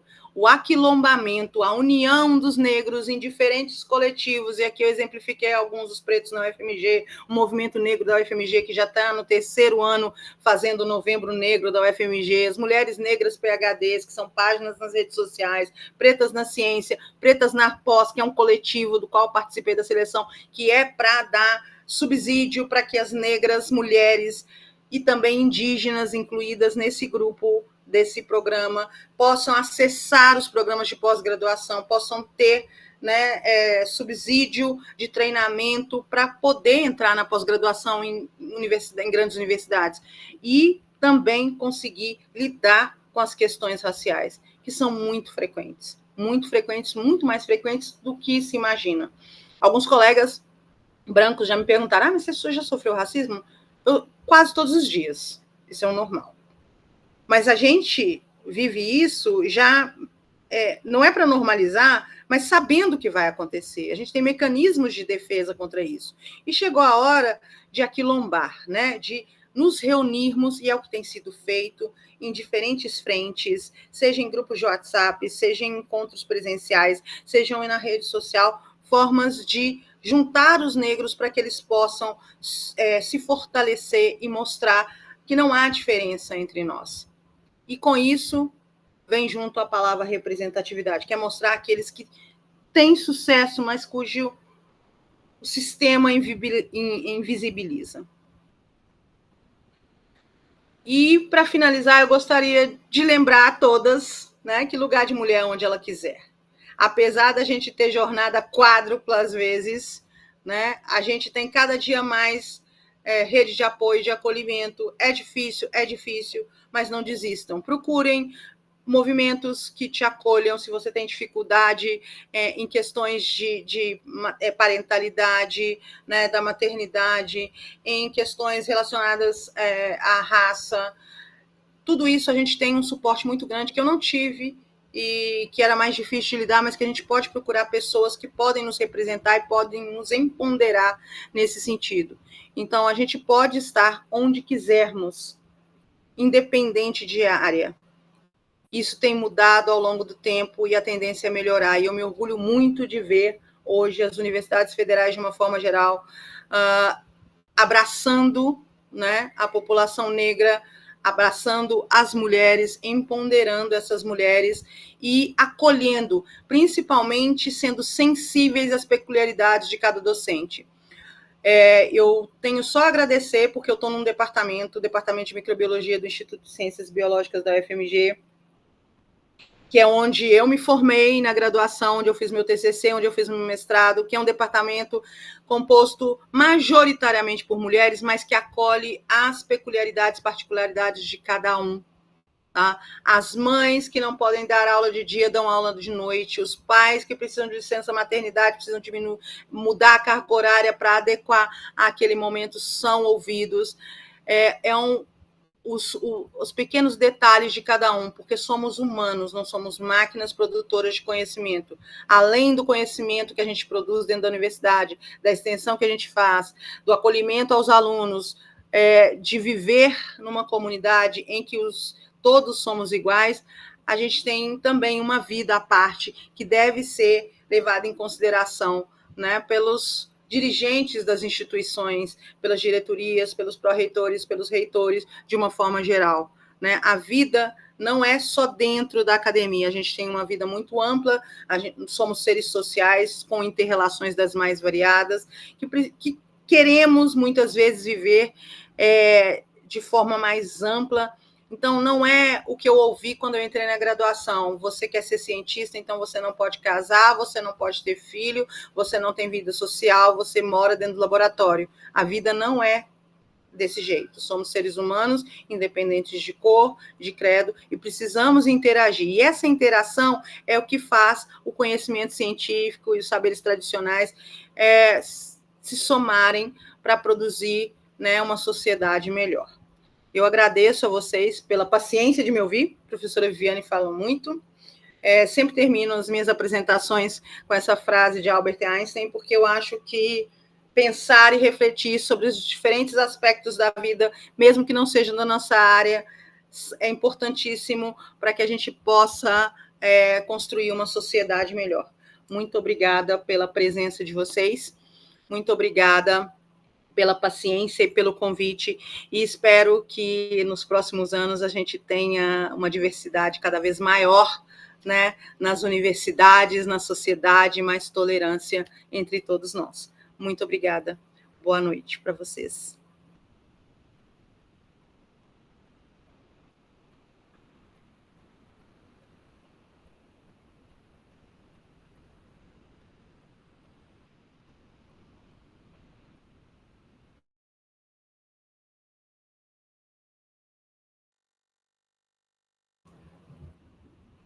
Professora Marinalva, seu áudio. Eu estou... Ok. Já perdi o costume com os áudios aqui. Bom, muito boa a sua fala, Viviane. Eu vou... Mais uma vez, boa noite para quem chegou depois da abertura, a todos e a todas que estão nos acompanhando agora neste segundo momento da GIEP. Eu vou fazer uma fala breve, tá? Ela será uma fala que de fato vai ser um mosaico de temas que eu vou juntar. Como eu disse no início, eu fui chamada e eu aceitei o desafio, né? Fui chamada hoje para participar dessa abertura da GEP, e eu resolvi falar até pelo simbólico da posição que eu ocupo neste momento, também pelo que eu venho acompanhando e participando, principalmente na Andifes, das discussões sobre a questão dos negros e das negras nas universidades, especificamente na ciência. E para começar a minha fala, então, antes eu quero agradecer o convite, o professor Daniel, quem me mandou uma mensagem convidando para estar aqui hoje, para falar. Eu agradeço muito a oportunidade, embora seja uma fala um tanto quanto de improviso, mas é sempre importante participar e discutir dessa temática, tá? Como eu já disse na abertura, uma temática hoje que acho que nós precisamos, na universidade, ficar muito atentos, tá? E também, claro, estou aqui do lugar de uma mulher negra na ciência, uma mulher negra na universidade, uma mulher negra numa reitoria. Eu vou retornar um pouquinho aos números, que é o seguinte: se vocês pegam os dados do IBGE de 2022, eles apontam que 28% da população é autodeclarada de mulheres negras, tá? O grupo, né, que corresponde à metade dos negros do país, ou seja, 56%, as mulheres, então, elas compõem essa metade, né? Desse percentual, então, de mulheres, apenas 10,4% concluem o ensino superior, de mulheres negras, tá? E aí a gente já tem um problema que vai me levar, eu quero falar um pouquinho para vocês do nosso desafio no campo educacional. 10% delas concluem o ensino superior. Apesar das mulheres, então, elas representarem esse percentual expressivo dentro da população negra, somente 7%, tá? Dessas mulheres, quando na academia, elas têm bolsa produtividade. E, recentemente, eu vi um número sendo apresentado numa reunião da Andifes, em que, a partir de uma perspectiva, esse percentual, de fato, quando a gente vai fazendo as separações, de fato, cai para 0,0%. Ou seja, a presença das mulheres negras, quando eu olho o que representa, por exemplo, a bolsa produtividade no Brasil, no meio acadêmico, é extremamente baixo. Tá? Então, a gente tem aí um problema seríssimo. Por quê? Porque acho que a gente precisa pensar que a ciência ela não é algo que está pronto, embora às vezes a gente parte da ideia de que a ciência é algo que existe no mundo à parte e que o cientista é aquele sujeito isolado que faz a sua pesquisa. De fato, o fazer científico ele é um construto. Ele é uma construção sócio-histórica.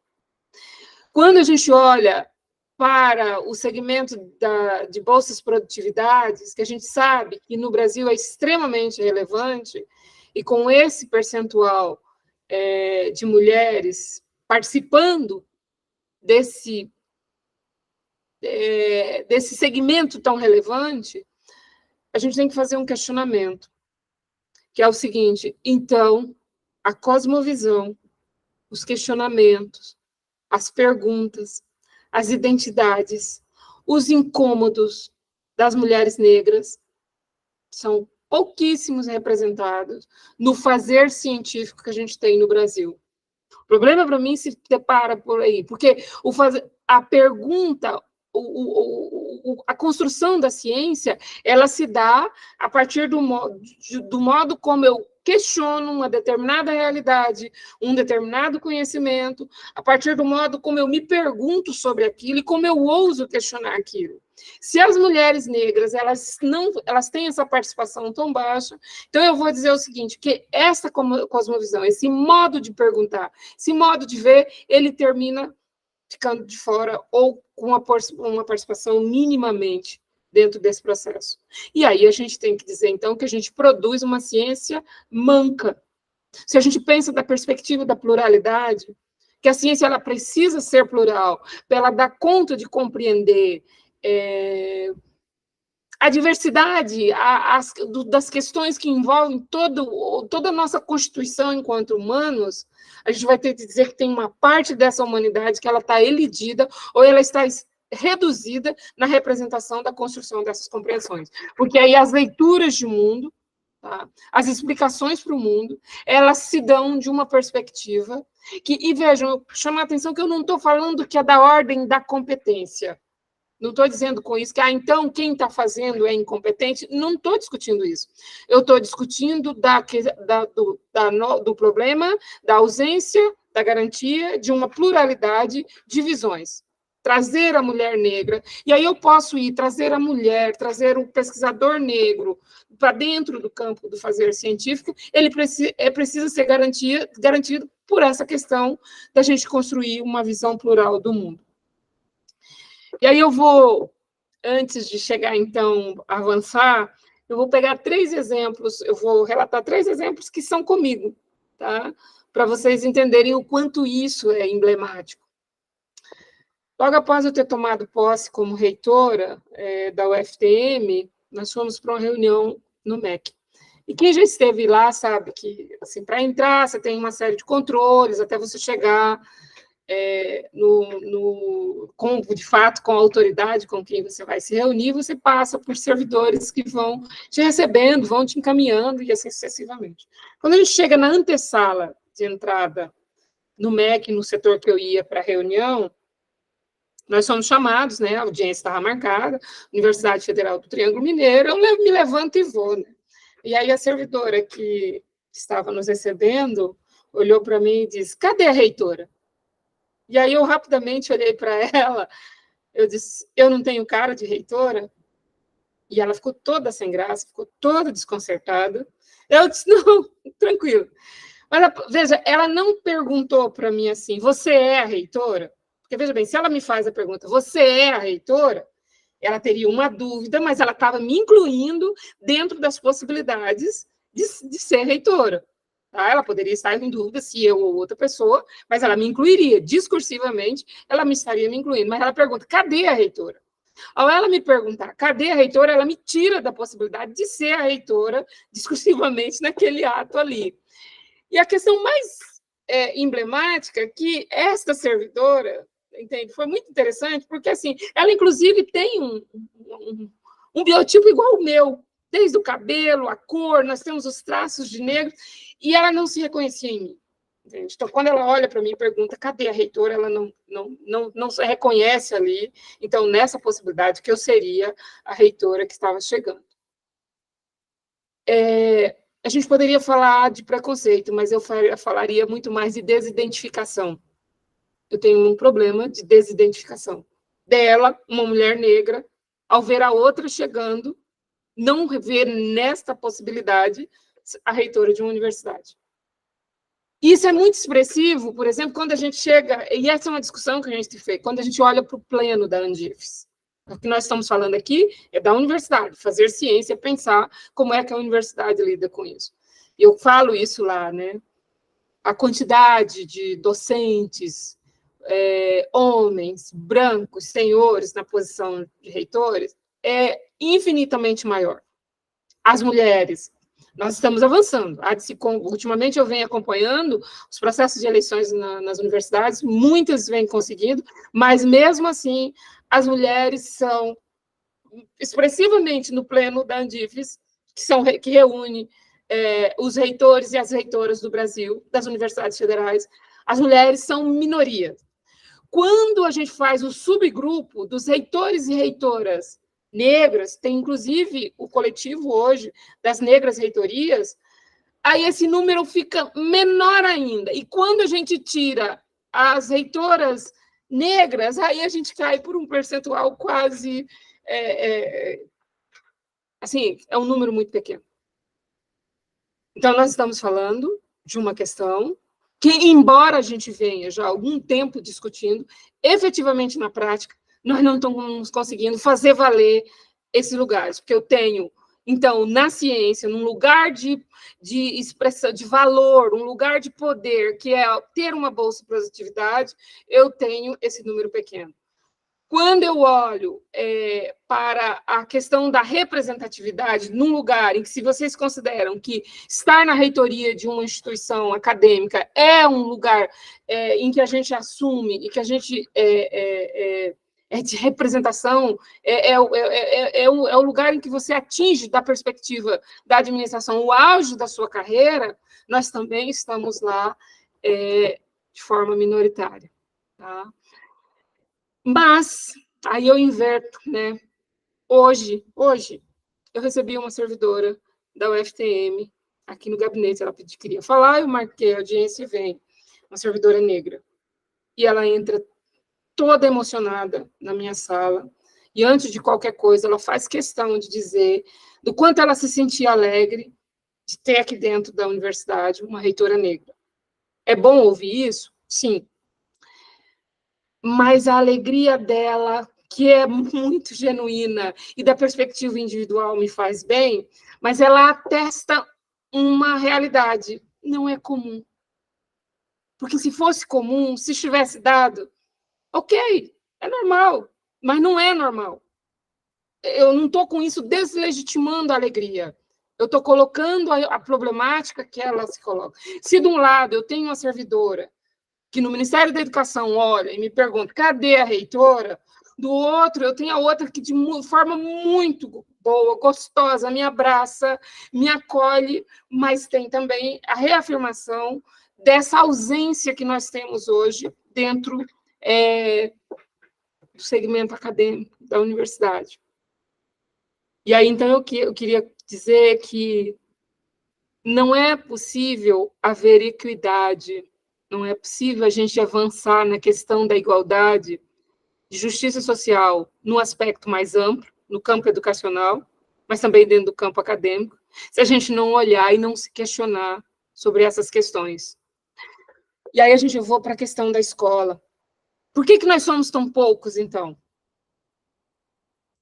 Logo depois da pandemia, por causa da campanha da universidade e por estar agora por esse lugar, eu precisei pedir ajuda, buscando contratar uma pessoa para trabalhar, para me ajudar em casa. Até então, era algo que eu meio que não dava conta por minha conta, eu com a minha família. E tem me sido muito dolorido. Porque, inicialmente, eu recorri...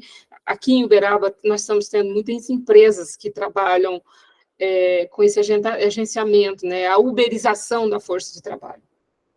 E quando eu comecei a chamar as pessoas para irem em casa, a quantidade de pretas jovens foram lá, foi assustadora. Todas. Jovens, muito jovens e pretas. E aí eu fui perguntando para elas, mas e a escola?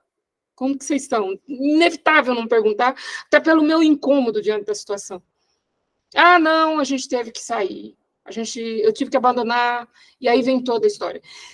Relatos que eu ouvi delas, que se nós formos olhar nos resultados das pesquisas, já vem apontando que quando a gente fala do abandono lá na educação básica, no abandono da escola, a maioria é preto, a maioria é preta, mas as pretas estão saindo em maior número da educação básica. E isso impacta na realidade que a gente tem dentro da universidade.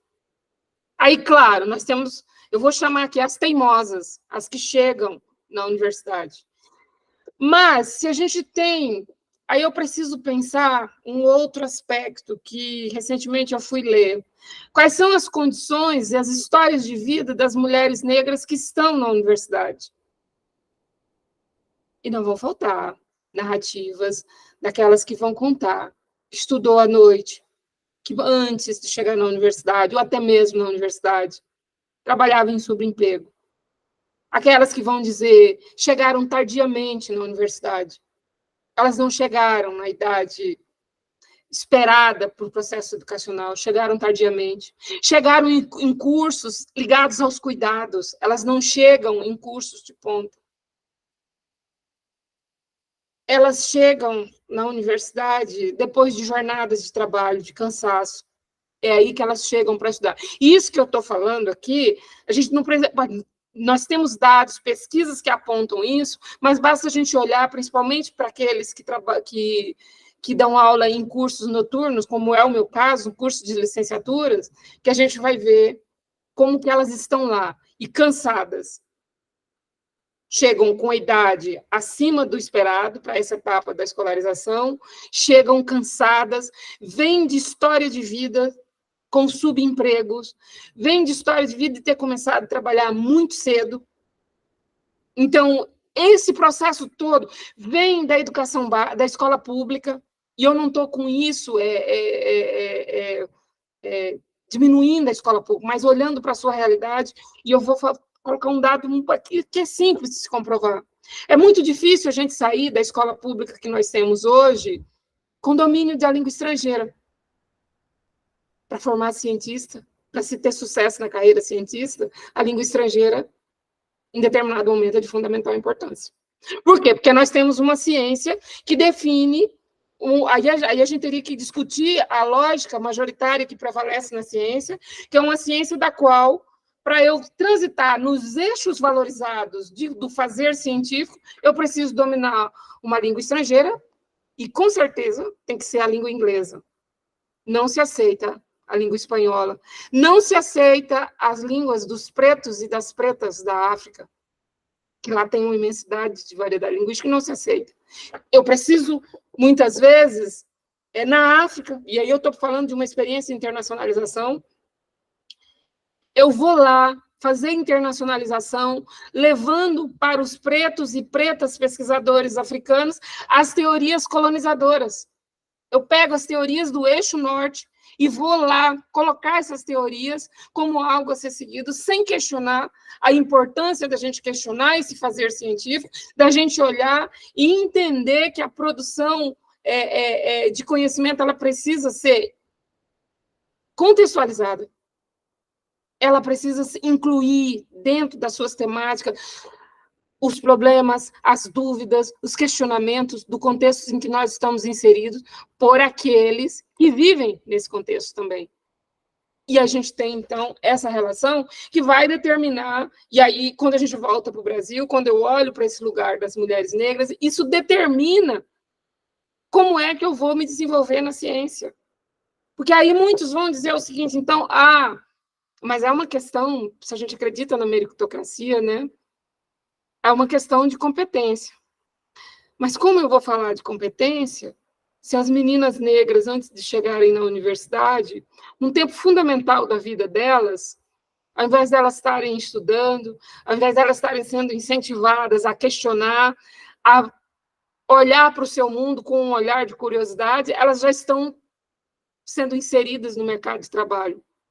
Como é que eu vou falar em formação de cientista, de mulheres negras cientistas, se elas estão dentro das casas fazendo o serviço de faxineiras, se elas estão trabalhando como empregado doméstico, elas estão nos balcões de supermercado durante o dia, para depois elas irem para a escola e depois para a universidade. E aí a gente ainda precisa olhar isso, chegar na universidade e permanecer na universidade. Porque aí vem uma outra questão que eu tenho discutido, que diante desses cenários, nós precisamos, na universidade, saber como lidar com isso.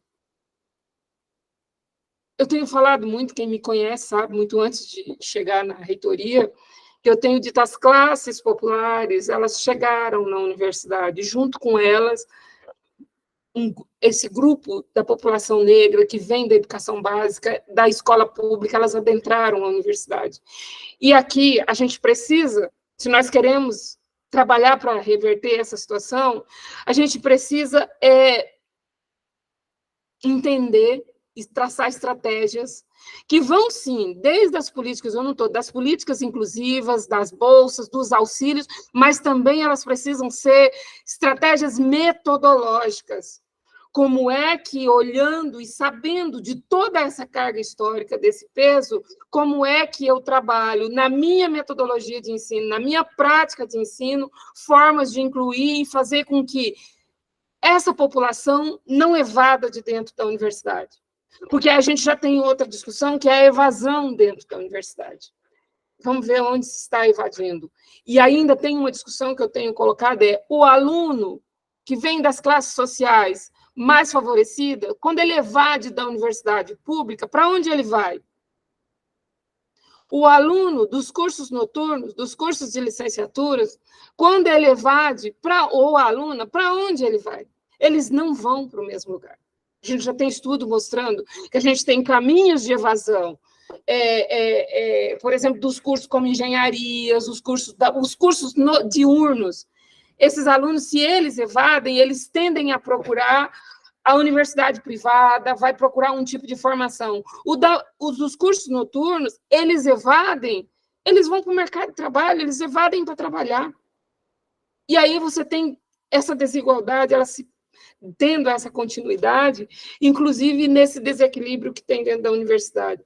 Então, hoje, para mim, eu entendo que a gente tem que se preocupar na luta pelo acesso, na luta pela permanência, e aí vou separar um pouquinho a permanência aqui, como isso que me permite que esses alunos cheguem à universidade e aqui consigam ficar, mas eu também preciso olhar para o olhar pedagógico, para a formação.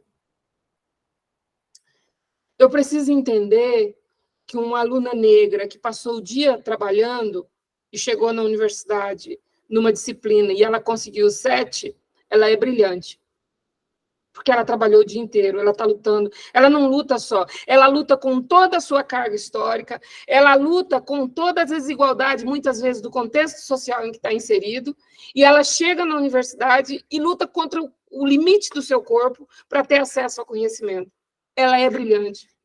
Diferente daquele que passa o dia estudando, que tem todas as possibilidades, que vem... Eu estou estabelecendo, estou discriminando um lado ou outro? Não. Eu estou dizendo que a avaliação que a universidade precisa fazer nas práticas de ensino, ou a gente aprende a traçar estratégias para lidar com essa desigualdade e garantir essa permanência dentro da universidade, ou nós não vamos conseguir vencer, nós não vamos conseguir inverter essa questão que lá no topo é o cenário que nós estamos vendo, que é isso que nós estamos chamando do lugar da mulher negra na ciência. Mas eu diria no campo das representações. Recentemente, eu vi na escola que estuda as minhas filhas, uma comunidade questionar uma professora, questionaram, claro, um saber dela, mas o questionamento não era porque ela não sabia, era muito claro que era porque ela era negra. Então, eu preciso fazer uma formação, fazer um trabalho dentro da universidade. Quando a gente pensa, principalmente, aí eu vou falar do meu lugar, que é a de formação de professores, a gente tem um compromisso hoje muito sério, que é o de formar na universidade, formar formadores. Nós precisamos lidar com isso. Hoje eu tenho plena convicção que a universidade ainda não lida com essa questão de forma competente.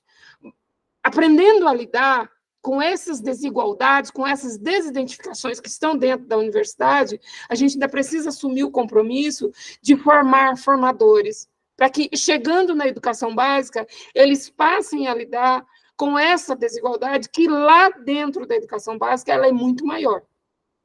É de lá que elas evadem. É da educação básica que as mulheres negras saem para fazer faxina, saem para trabalhar como empregadas domésticas, saem para trabalhar no supermercado. A maioria sequer chega na universidade. E aqui na universidade, como eu disse, nós estamos hoje lidando com números seríssimos de evasão, e evasão que, com certeza, se a gente for buscar estudos, está atingindo em maior grau essa população e a população negra como um todo. E aí as mulheres negras, elas estão, com certeza, dentro desse bolo de exclusão, de práticas exclusivas. E aí, recentemente, eu participei de um documentário do coletivo dos Negras Reitorias, e na fala, assim, qual então o compromisso que tem que assumir, que eu teria que assumir como reitora, que ocupa esse lugar, que ocupa esse lugar, não, uma reitora negra que ocupa esse lugar dentro da universidade. Eu acho que o compromisso é de ressignificar, de produzir novos sentidos, de olhar, eu acho que hoje o nosso compromisso é de olhar para essas políticas e trabalhar de forma incansável para estabelecer essas garantias. E não é privilégio, não é privilégio, não é garantir privilégios. É garantir essa equidade para que a gente tenha este equilíbrio. E aí eu vou dizer para vocês hoje um lugar que as universidades precisam olhar. Nós temos as leis de cotas. A gente precisa olhar para os nossos concursos. Como é que nós estamos fazendo esse concurso? Como é que nós estamos traçando estratégias para fazer esse concurso, para garantir que pesquisadores, docentes negros, de fato, entrem em todos os cursos da universidade? É uma questão simples, mas determinados modelos de concursos hoje, eles, de fato, não garantem a entrada dos negros, porque fracionam de tal modo o número de vagas que não é possível respeitar a cota. Essa, para mim, é uma primeira luta que tem que se travar. Para mim, ainda tem uma outra que nós precisamos travar, que é o seguinte, é de garantir a presença nas bancas de concursos de docentes negros. Porque aí eu volto ao olhar lá do começo que eu coloquei. Quer dizer, então, um docente branco não tem competência para julgar, para avaliar um candidato. Eu não estou falando de competência, eu estou falando de sororidade. Eu estou falando de entender que o conceito de meritocracia não é absoluto, ele não é igual para todo mundo. Eu estou falando de saber o seguinte, que se eu pego um histórico, um currículo de um pesquisador negro que passou pela escola pública, que fez toda uma trajetória para chegar onde ele chegou, eu tenho que olhar que, então, ele sim tem competência, que ele é um vencedor. Eu tenho que ter essas compreensões, tenho que fazer essas interpretações, porque se eu não considero todos esses contextos, o que eu vou fazer? Eu vou ter sempre aquele que não conseguiu fazer um bom curso de inglês. Por que hoje nós temos, por exemplo, no Brasil, tem uma discussão muito séria, gente, que é assim, a gente vai, quando nós falamos de internacionalização, tem uma discussão que quer ir para Portugal. Porque dentro de um modelo de ciência, ir para Portugal é você conseguir acessar algo que é valorizado, mas que você não tem uma parte importante dela, que é a língua. A língua inglesa é uma fragilidade nossa. Então, a gente precisa olhar para dentro da universidade e garantir, do lugar em que nós estamos, garantir que se cumpra e que se cumpra com plenitude essas conquistas que nós temos. Hoje, para mim, dentro da UFTM, uma discussão que eu tenho posto é a seguinte: vamos olhar para os concursos. Se nós temos uma lei, é simples, vamos cumprir a lei. Vamos garantir a entrada de professores, de docentes e docentes em todos os cursos, negros e negras. Vamos trazer essa pluralidade, porque senão não adianta eu ficar falando da importância do fazer científico e da importância da gente e denunciar essa realidade, se na prática, nos nossos cotidianos, nós não tomamos, quando assumimos os lugares de poder, nós não garantimos essas questões. E aí eu vou repetir uma fala que eu fiz na Andifes, dizer o seguinte: a Bolsa Produtividade, os processos de Bolsa Produtividade, as regras que estão lá, são construídas por nós. E não venham me dizer que não tem pesquisadores e pesquisadoras, que não tem pesquisadoras negras na universidade. Tem, e tem muitas. A questão é qual conceito de ciência está sendo validado lá? Qual cosmovisão de fazer ciência? Quais perguntas estão sendo valorizadas para se levar a essa desigualdade? Então, a gente está no momento... E dizer isso não significa dizer que nós não temos avanço. Nós temos muitos avanços, eu não tenho dúvida disso. Mas eles precisam ser muito olhados, com muito cuidado, quando a gente traz esses avanços para dentro dos espaços educacionais, tanto da educação básica, quanto da própria universidade. E, com isso, para encerrar minha fala, eu diria que, para nós, pesquisadores e pesquisadoras, né, negros e negras, a gente fica com o compromisso da vigilância, de fazer ressignificar, de construir novos sentidos, de lutar pelas garantias, da gente entender que quando nós estamos nas posições de poder, a gente tem que estar vigilante para não validar práticas que muitas vezes nos excluem. E isso com a tranquilidade, a serenidade de, como eu estou dizendo, a discussão não passa pela questão da competência, passa por uma compreensão de que, para ser universidade, precisa ser plural. E, para ser plural, a gente tem que ter todas essas presenças. Nós estamos focando aqui na questão da pesquisadora, né, da cientista negra, mas nós podemos falar de outras exclusões que nós temos e que a gente precisa olhar, porque, senão, repito, nós continuaremos produzindo uma ciência manca.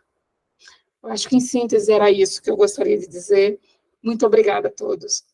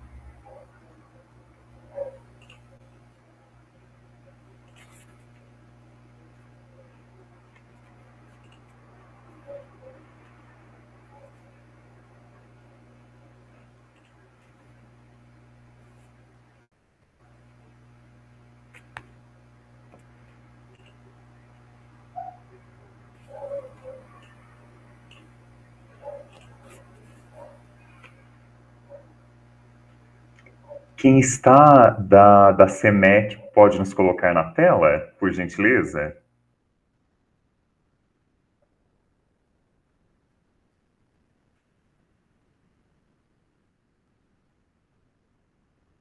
O pessoal do CEMEC está aí? Ah, já estou visível, perfeito, muito obrigado.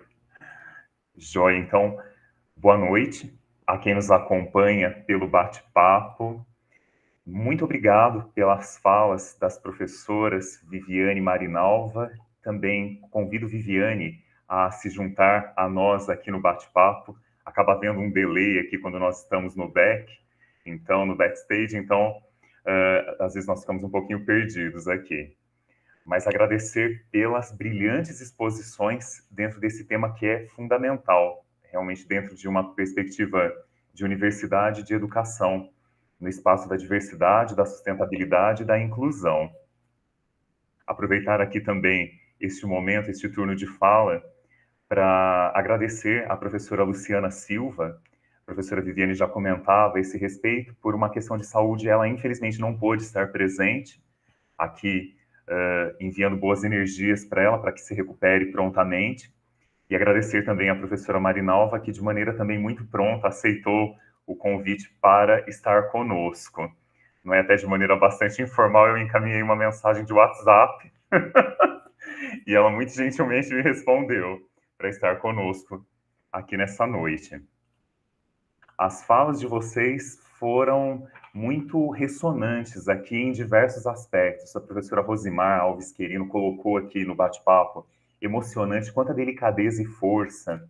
Fernanda Andrade, amei a iniciativa, nossa reitora é uma mulher negra linda, que orgulho tenho dela. Jerusa de Fátima Custódio, maravilhoso. Professora Francislene Reis, perfeito. Fernanda Andrade também reiterou aqui, maravilhosa. Professora Aline de Supoio Chaves, excelente palestra, obrigada pelas reflexões. Paulo Scheffler Barbosa, parabéns pelos apontamentos, belíssimas explanações. A Nayara se referiu aqui a Viviane, obrigada, professora Viviane, excelentes reflexões, muito esclarecedor, muito obrigada. A Cássia Moreira. A professora Viviane também trouxe considerações no bate-papo, vocês têm uma reitora negra, que maravilhoso. E a Fernanda Andrade complementou, negra e maravilhosa, mente brilhante. Viviane complementou até depois também, quantas reitoras negras temos hoje? E Francislene também, no momento em que Marinalva trazia a própria questão da não identificação da servidora do MEC com a professora Marinalva enquanto reitora, Francislene colocou, há casos de pessoas com deficiência intelectual que não se identificam com outro com deficiência intelectual.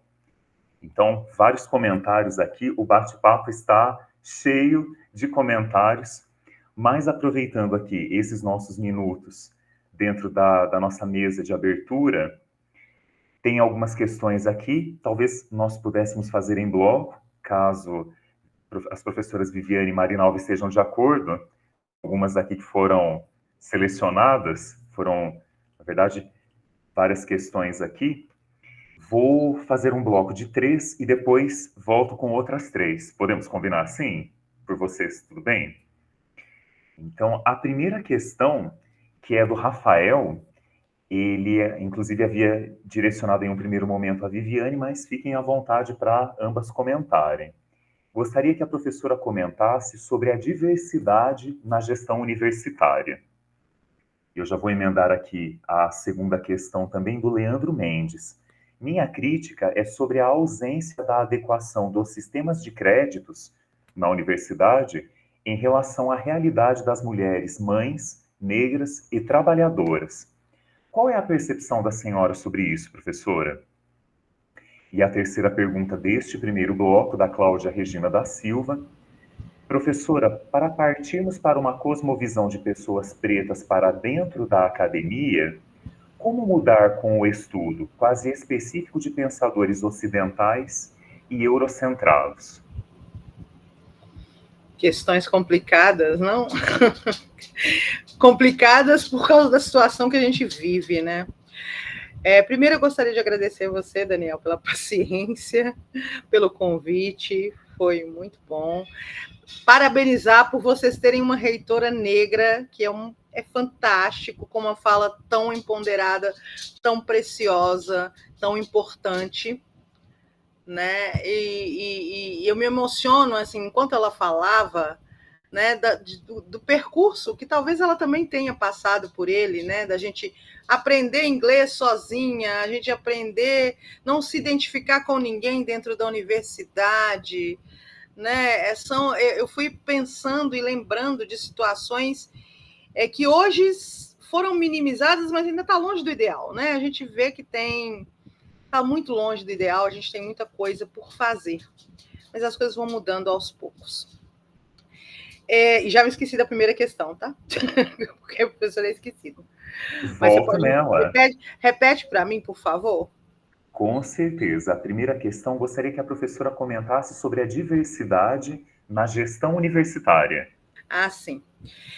Eu acho que se a gente fosse coletar os dados, eu não sei se Marinalva concorda comigo, na gestão a gente tem a mesma invisibilidade das pessoas negras. E aí eu posso dizer que tanto de homens quanto de mulheres, né? Eu acho que eu vou citar uma coisa que talvez eu não devesse citar, mas eu vou citar que já aconteceu comigo, de estar num cargo dentro da universidade, não pela minha carreira acadêmica, não pela minha trajetória, mas por ser negra. Então, muitas vezes a gente se vê colocado numa situação em que o que importa são os números. Às vezes, apresentar para a sociedade números, né? Como a gente vê na televisão, tem que ter tantos % de negros nas propagandas, nas novelas, enfim. Talvez na gestão, em algumas instituições, tenha essa visão. Olha, eu quero ter representatividade, então eu vou colocar um indígena, uma negra nesses determinados cargos, né, para que haja essa representatividade, né? Então, há uma subrepresentação dos negros, há uma invisibilidade dos negros, não porque eles não sejam capazes, como a professora Ana Marinalva disse, não por meritocracia, não pelas suas contribuições científicas nas diferentes áreas, mas porque são invisibilizados, porque a sociedade espera ver em posições de destaque pessoas brancas e homens, preferencialmente, né? Infelizmente, ainda é assim. E eu fico imaginando, professora Marinalva, nessa situação, nessa posição de reitora, que não deve ser fácil, porque, como eu coloquei no bate-papo, né, quantas mulheres negras a gente tem como reitoras hoje? Eu não conhecia a professora Marinalva, é uma honra estar aqui dividindo esse momento com ela, muito lisonjeada por ver uma mulher negra numa posição de destaque, uma coisa que é muito rara para a gente, né, dentro da academia, e que se perpetue, né?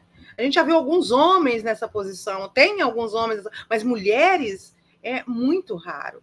Então, eu imagino que lidar com essa questão de pluralidade que a professora disse deva ser extremamente complicado, porque é uma visão que ela tem estando nessa posição e que outras reitoras não têm, e que, às vezes, no meu ponto de vista, se preocupem com essa posição, se preocupem com essa necessidade de diversidade, mas não da mesma forma com quem vive a invisibilidade, né?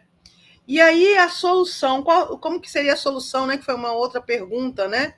Em termos de com estudo, a solução é o tempo, né? O tempo da gente se aquilombar, da representatividade, das falas se unirem, dos negros e negras se unirem, indígenas se unirem e criarem políticas para que haja representatividade, para que haja, né, visibilidade dessas pessoas nesses contextos. Eu acho que respondi parcialmente algumas questões. Deixo a fala com a professora Marinalva. Sobre a pergunta, quantas, né?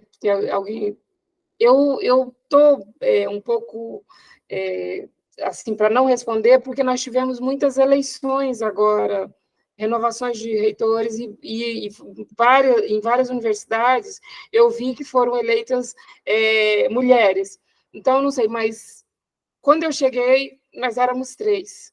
Até pouco tempo, a professora Joana, se eu não me engano, da Federal do Sul e Sudeste da Bahia, foi a primeira reitora negra. Entende? Ela ainda está na frente da universidade, e nós éramos 3. Provavelmente vai ter aumentado esse número, mas assim, ele não vai ser Nós estamos longe das 69, nós sermos um número tipo 15%. Assim, eu acho que nós estamos longe. E isso, para mim, se reflete em todos os outros graus, os outros degraus, né, por assim dizer, da gestão da universidade. Porque quando a gente pega a ciência é o que há de mais, o fazer científico é o que há de mais expressivo na universidade. E, por sua vez, reverbera na gestão da universidade. Por quê?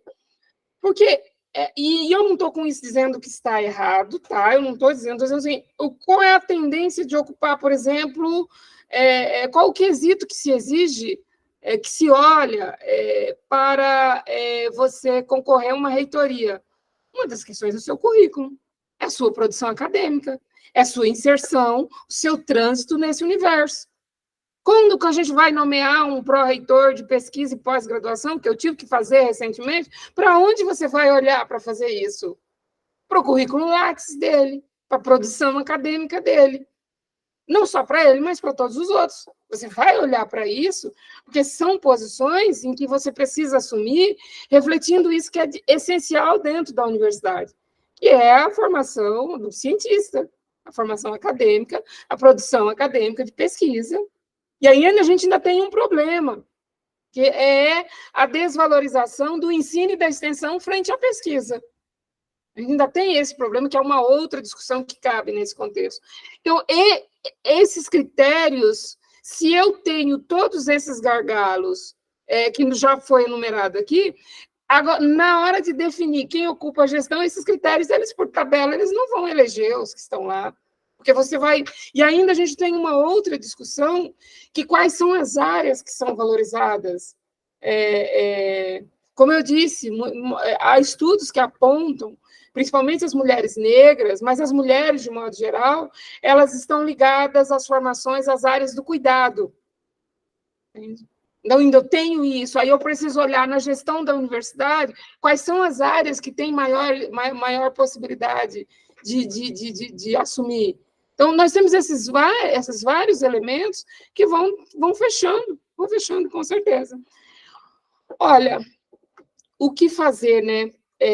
Eu acho que, assim, o que eu estou dizendo, a gente precisa lutar pelas políticas, a gente precisa lutar pelas garantias legais, entende? Leis de cotas, a gente precisa lutar por tudo isso, mas eu vou insistir.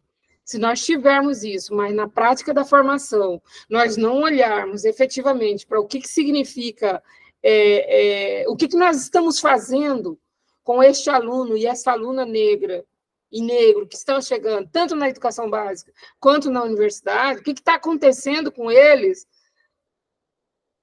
a gente não vai conseguir garantir a presença. A gente garante o acesso, talvez, mas a gente não garante a presença. Porque, no limite, eu posso dar a bolsa, eu posso dar a cota, e, de novo, eu não estou dizendo que isso não é necessário, mas se na prática da formação eu não olho como garantir essa presença na perspectiva do acesso ao conhecimento, porque aí aqui a discussão é o acesso ao conhecimento, se eu não garantir isso, eu vou terminar minando todas essas possibilidades que a gente tem hoje como garantias. Ok? É isso. Voltei, Daniel, para falar da outra pergunta que eu havia me esquecido, né? Que é do sistema de créditos para as mães, né? E aí falando pelo Parenting Science, né? Que vem lutando sobre essa realidade das mães, né? Dentro da academia, as graduandas, pós-graduandas, professoras. Inclusive amanhã a gente tem uma discussão no nosso instituto sobre parentalidade, justamente com a Fernanda, ela vem do Rio Grande do Sul para a gente conversar sobre isso, porque a gente está tentando fazer políticas dentro da UFMG para essas questões, né? Mais recentemente vem sendo discutida dentro da universidade, da UFMG, o RAEP, né? Que é o tratamento especial para pessoas que precisam, para estudantes que precisam acompanhar familiares, têm filhos pequenos, mães, né? Filhos com necessidades especiais, e ainda não há essa definição. Inclusive o RAEP, que é essa novo tratamento especial para esses estudantes, tanto homens quanto mulheres, negras ou não, começa a valer em 2024, no primeiro semestre, 2024-1, e a gente ainda não tem definição sobre as questões. Então, ainda eu posso dizer que não tem, né, um sistema de crédito específico para as mães dentro da universidade. Ainda a opção das mães dentro da universidade é o trancamento, não é um tratamento especial, porque elas estão em período de licença maternidade, ou estão com os bebês doentes, ou todas aquelas, né, as labutas da maternidade. Mas há uma discussão crescente, muito em função do Parenting Science, pelo menos dentro da UFMG, essa discussão já está bem acalorada, digamos assim, para que a gente defina uma forma de acolher e de dar suporte às mães solo, principalmente, às mães que têm que acompanhar seus filhos com necessidades especiais, aos pais solo, dentro desse contexto, que devem entrar nessa nova normativa do RAEP, né, de tratamento especial, em que, enquanto haja a comprovação de necessidade de acompanhar os filhos, ou de amamentação, ou alguma necessidade especial relacionada à parentalidade, que esses estudantes possam ter um tratamento especial que está vinculado muito à experiência que a gente teve do ensino remoto. Então, adequar disciplinas específicas para que esses estudantes possam não ter que trancar o curso, né? Essas mulheres não têm que trancar o curso para continuá-lo. A gente tem ainda muitos problemas dentro da UFMG, e imagino que dentro de todas as instituições, com estudantes que não vão às aulas porque estão com os filhos, ou porque estão na pós-graduação, tem que trancar, e aí ficam com bolsa suspensa, tem um período que podem ficar fora, mas a maternidade tem os seus altos e baixos, né? A gente não tem coisas imprevisíveis. Não há uma legislação ainda sobre isso, né? Não há, dentro da universidade também, nada que garanta a conclusão do curso ou que garanta que esses estudantes possam trancar as disciplinas parcialmente ou alternativas. Isso está sendo discutido progressivamente, né? Um grande passo foi a gente poder colocar no Lattes que a gente teve um período de improdutividade, digamos assim, que é uma vitória do Parenting Science, no período de licença maternidade, né, na pós-graduação. Mas isso está se estendendo. E é um debate muito intenso e difícil, porque a gente tem também muitos estudantes que não vão passar por essas situações. Então, a gente tem que adequar disciplinas, né, a pesquisa, a extensão a essas necessidades em particular, usando regras que sejam justas para todos, né? Então, está muito ainda incipiente esse tipo de discussão.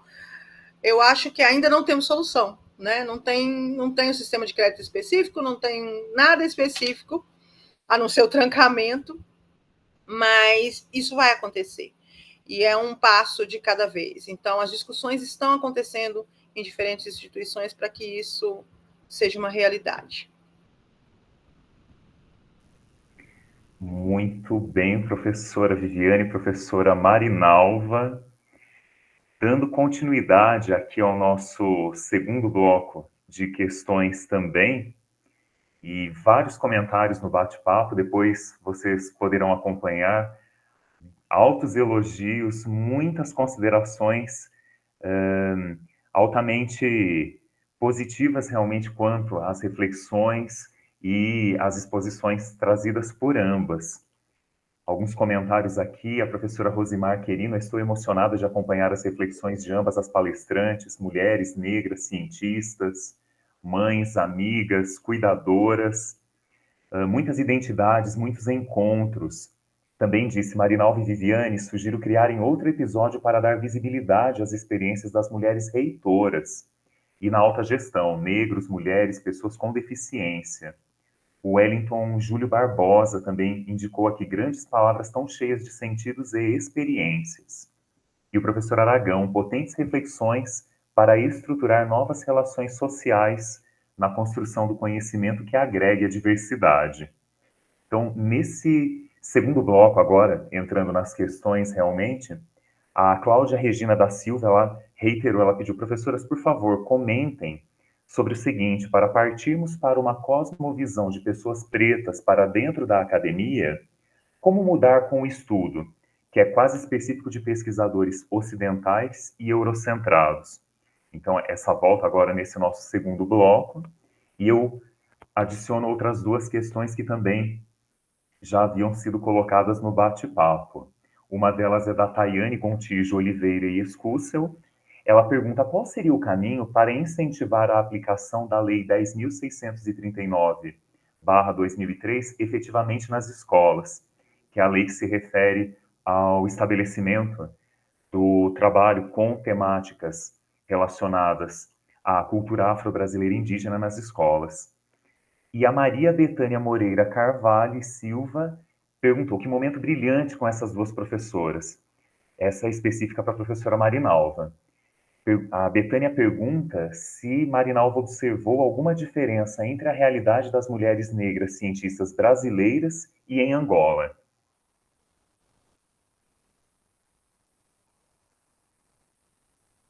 Então, temos estas três questões aqui para esse bloco. A Cláudia, que pediu para vocês comentarem sobre como mudar o estudo no que diz respeito ao trabalho na universidade, com quase que específicos pensadores ocidentais e eurocêntricos.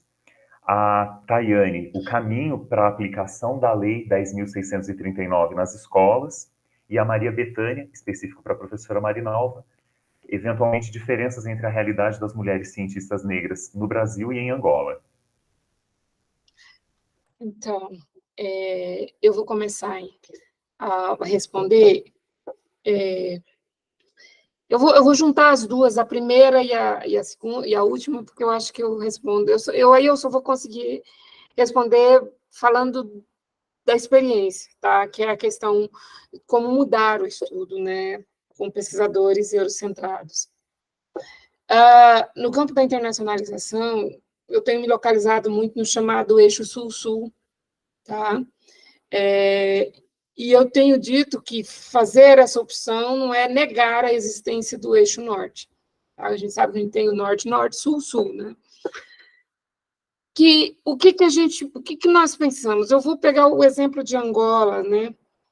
Que uma discussão que eu tenho feito muito na África, quando eu chego lá, é dizer o seguinte: qual o sentido da gente estudar as teorias produzidas no eixo Norte, quando a gente sabe que são teorias produzidas pelos nossos colonizadores, muitas vezes.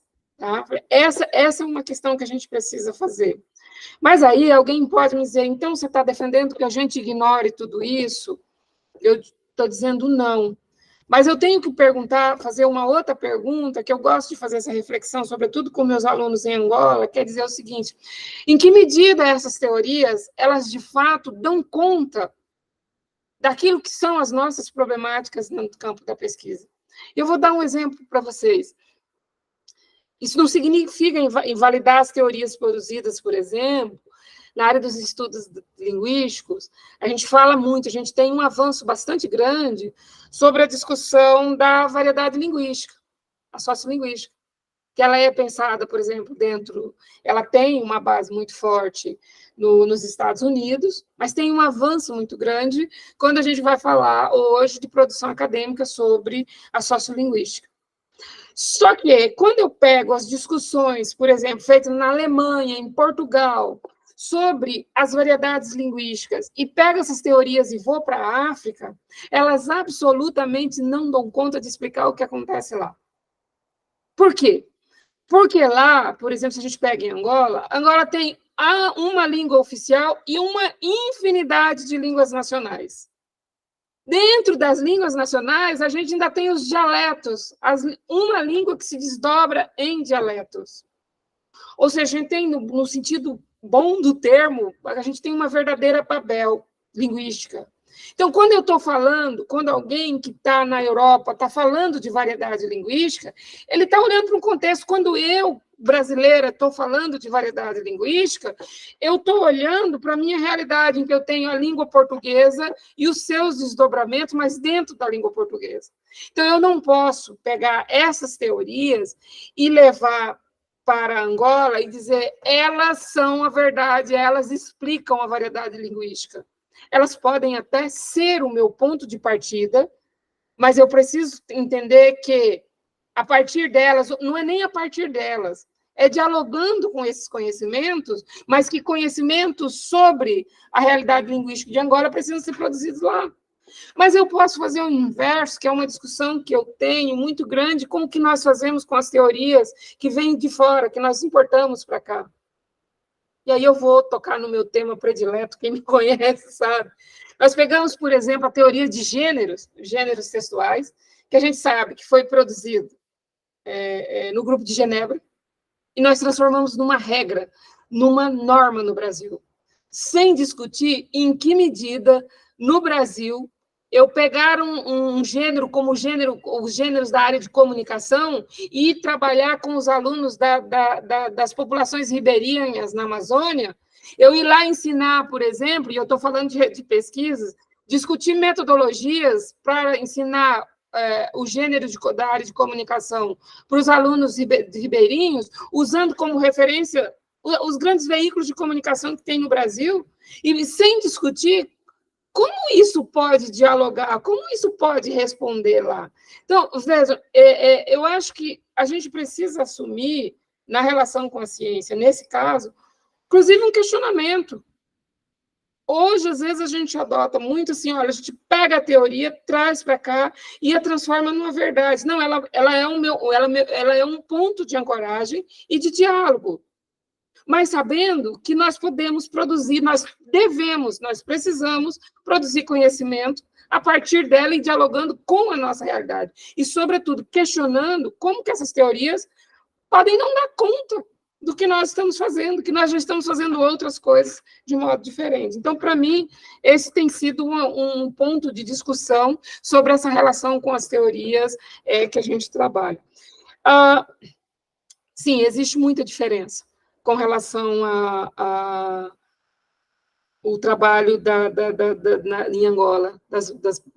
Lá, é preciso ter um cuidado, mas e aí tem diferença, isso não, o que eu vou falar aqui não é expressivo da África, porque, por exemplo, quando a gente vai no Moçambique, a gente já vê uma outra realidade, mas ainda não tem uma garantia para o lugar da mulher, não tem garantias mínimas lá, de cotas, de participação das mulheres na ciência. Elas estão lá, tá? Mas esses lugares, eles ainda... Vejam, eu preciso entender a África como um lugar que, por si só, a produção de ciência, ela já tem uma questão relacionada ao processo de colonização, e quando eu olho o lugar da mulher lá dentro, nós vamos ter aí uma dificuldade muito grande delas firmarem nessa posição. Inclusive, mesmo como professoras, né? Eu tenho discutido muito em Angola, quando os meus alunos vão fazer pesquisas e eles pegam as professoras, né, e eles culpabilizam a professora pelo insucesso dos alunos em Angola. Eu tenho chamado muita atenção deles e dizer o seguinte: vocês já pararam para pensar que o insucesso dos alunos na educação básica em Angola tem uma questão histórica enorme? No entanto, são as mulheres, são as pretas que estão sendo culpabilizadas porque os alunos não sabem ler e escrever. Eu, às vezes, tenho uma fala, quem é meus alunos, diz lá, ela tem um tanto de mau humor, que eu tenho dito para eles: se vocês querem produzir pesquisa para dizer que as pretas não fazem, não dão conta, vocês não precisam da minha orientação. Então, exatamente porque tem essa questão ainda, que o lugar da mulher na sociedade, ela ainda é uma sociedade bastante conservadora, e isso dificulta bastante.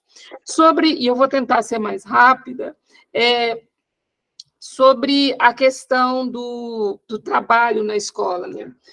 Eu vou manter na minha insistência. Eu tenho questionado muito a universidade sobre o quanto ela está formando professores para trabalhar com essas temáticas dentro da educação básica. Como trabalhar lá? Não há uma resposta assim, olha, faça isto ou aquilo. A aposta minha é numa formação que seja capaz de professores que cheguem dentro da educação básica e, lendo a situação, o contexto que tem lá, sejam capazes de pensar projetos, propostas de ensino que considerem essa diversidade hoje que está colocada, que aí vão das questões raciais, dos indígenas, quilombolas, e aí a gente pode, da inclusão, nós poderíamos falar do problema das políticas de inclusão na educação básica. Para mim, isso ainda passa muito fortemente por uma formação para dar conta disso dentro lá da... Não de eu produzir metodologia, faça assim. Eu ainda sou da velha guarda. Tem que formar com capacidade para construir essas práticas lá. As temáticas são emblemáticas, dá para falar muito sobre elas. Eu queria, Daniel, comentar essa questão da Lei 10.639, que já está fazendo 20 anos de lei, né, gente? Da obrigatoriedade do ensino da cultura afro-brasileira. Realmente não existe receita, né? Não existe receita pronta de como levar, mas eu acho que, como docente do mestrado profissional em ensino de biologia, e aí olhando assim, bem para a minha área, né? Eu oriento na área de educação, de ensino de biologia, ensino de ciências, e juntando com a fala de Marinalva, apesar de não ter receita, a lei acaba... quem olha a lei acha que tem que ser aquilo que está nos livros, né? E o que está nos livros é a escravização, está restrito àquilo que Normalmente eles nos chamam para conversar no Novembro, né, negro? Falar sobre racismo. Eu queria muito que as pessoas lembrassem que os negros e negras existem fora do Novembro. A gente continua aqui. Mas eu acho que a abordagem que eu tenho acompanhado, e que inclusive eu já participei de várias escolas públicas aqui na região metropolitana de Belo Horizonte, são as feiras de cultura. As feiras de cultura, eles conseguem fazer com que os alunos pesquisem sobre temas fora da escravização, sobre a cultura, sobre ciência, tecnologia. Então, estimular os estudantes a consultar. E hoje a gente tem um recurso que eu brinco com os meus alunos, todas as aulas minhas da graduação, que, quem me dera eu tivesse Google na minha vida, quando eu estava na graduação. Porque eles têm, né, nas mãos uma fonte de informação que é quase inesgotável. Então, de procurar informações sobre a cultura negra, sobre como que, né, a cultura africana influenciou a nossa cultura, né? Eu acho que as formas são justamente estimular essas feiras de cultura, feiras científicas, para que implementar e sair um pouquinho, né, ou quanto puderem, por causa do tempo restrito do ensino básico nas escolas com relação à cultura e à história, né? A gente tem um currículo pré-determinado em todas as áreas das ciências, né? Dentro da escola, que você tem um tempo, você tem 2 aulas para falar de tal tema. Mas você pode propor, né, essas estratégias de feiras de cultura que muitas escolas na região metropolitana de Belo Horizonte têm se utilizado, né, para levar os estudantes a pensar e a refletir sobre, né, a importância da ciência, tecnologia, das humanidades no contexto afrocentrado. Então, eu acho que é uma alternativa propor essas feiras. E os estudantes gostam, né? Normalmente são extra classe, são feiras que acontecem nos finais de semana. Recentemente, eu fui homenageada em uma em que eles queriam contar a história de cientistas negros e pegaram vários cientistas negros, fizeram cartazes, e os estudantes estudaram sobre o tema, e isso vai acabar levando a uma mudança progressiva nos livros didáticos. É isso que eu espero, né? Que saia, então, daquele... Bom, vamos falar de negros, vamos falar de escravidão, vamos falar de abolição. Mas o que mais os negros fizeram e negras fizeram e fazem? Então, eu acho que essas estratégias, né, de feiras culturais, de trazer também os estudantes para dentro da universidade, como muitas das nossas universidades fazem, né, para interagir com os docentes, com os espaços de divulgação de conhecimento que a gente tem, podem ser uma alternativa. Tem a dificuldade, assim, muitas vezes, que eu vi durante um tempo, enquanto eu estive como diretora de divulgação científica na ProEx, de que as escolas do interior têm uma dificuldade de levar os alunos para as universidades, para as feiras, e de fazer as feiras, muitas vezes. Mas eu acho que tem muitos professores engajados nessa luta, nessa forma de mostrar que o conhecimento não é aquilo que está restrito aos livros didáticos, né? Que a gente tem que expandir e conhecer histórias que estão sendo reprimidas nos livros didáticos.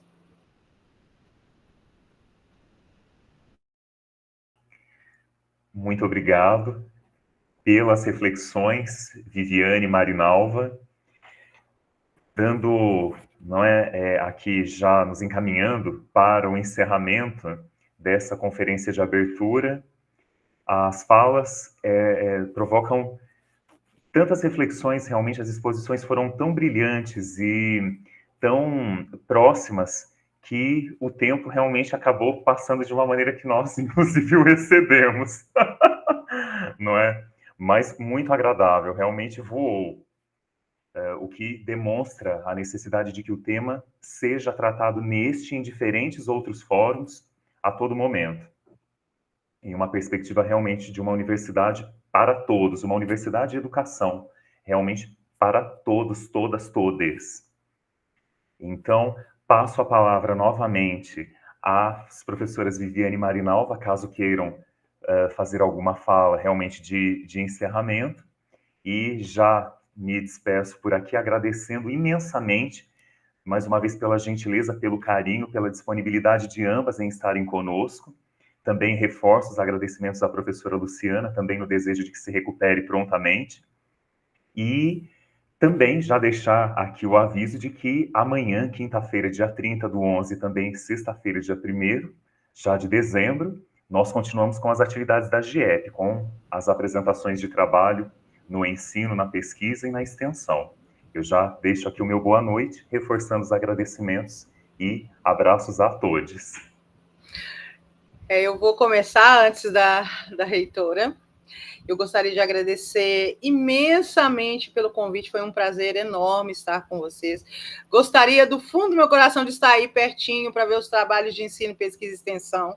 Gosto muito, infelizmente estou um pouco distante para estar aí, mas agradecer a oportunidade, porque essas trocas são sempre muito importantes, não só para quem está assistindo, mas para a gente também, para refletir sobre diferentes aspectos, coisas que a gente pode mudar no nosso cotidiano, né? nas nossas relações com os nossos estudantes de graduação, pós-graduação, aquilo que a gente precisa, né, pontuar de importante, não só do ensino daquela área, mas de representatividade, de diversidade, para que façamos, né, uma sociedade que, apesar a gente vê hoje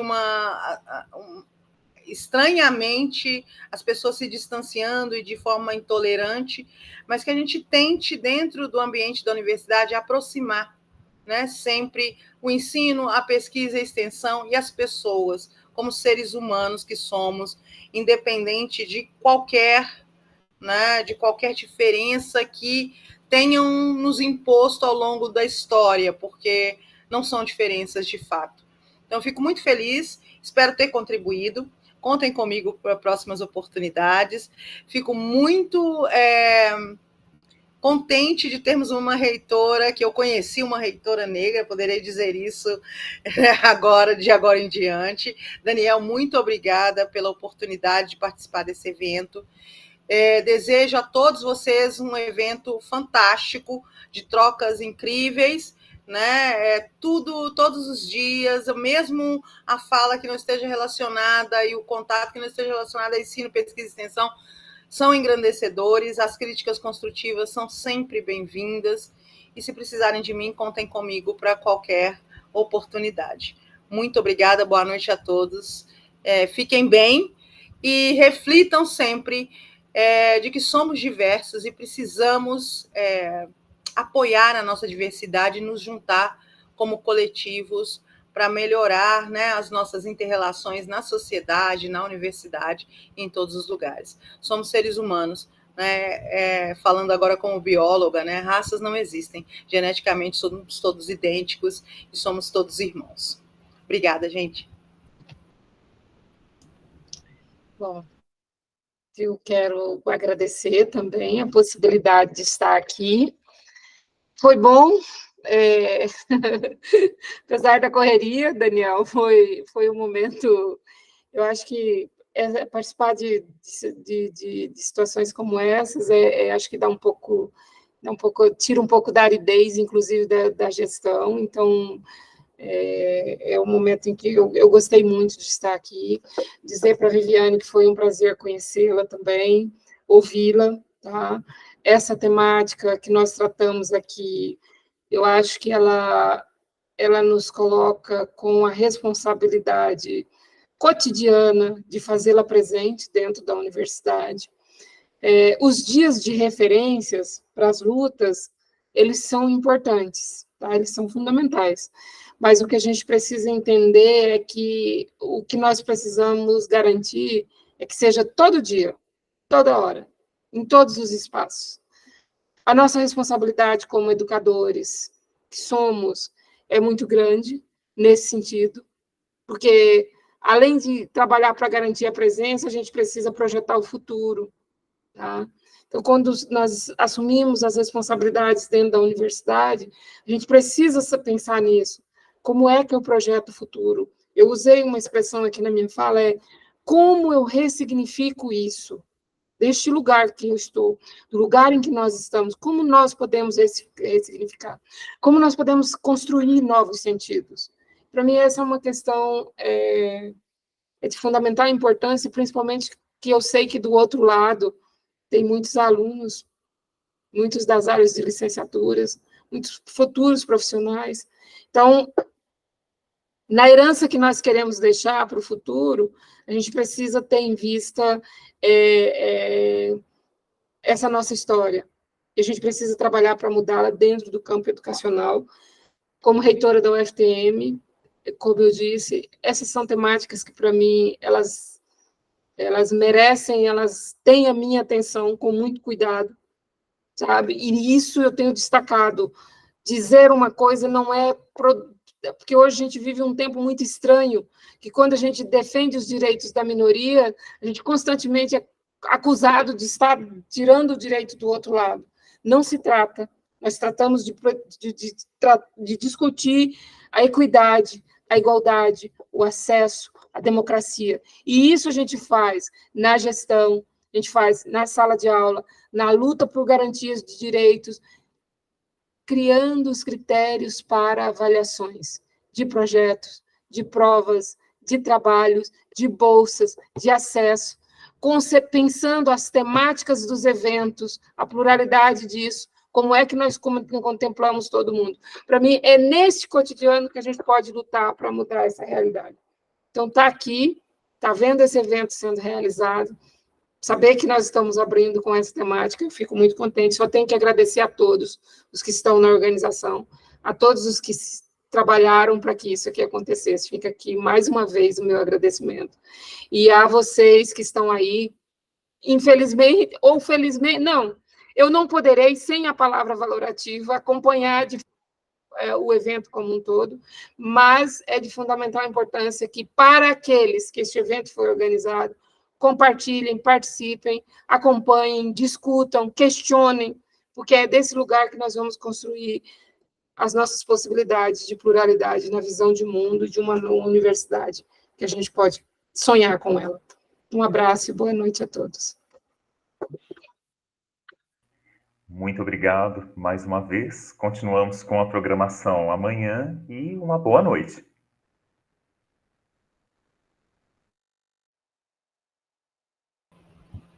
Boa noite, gente. Boa noite.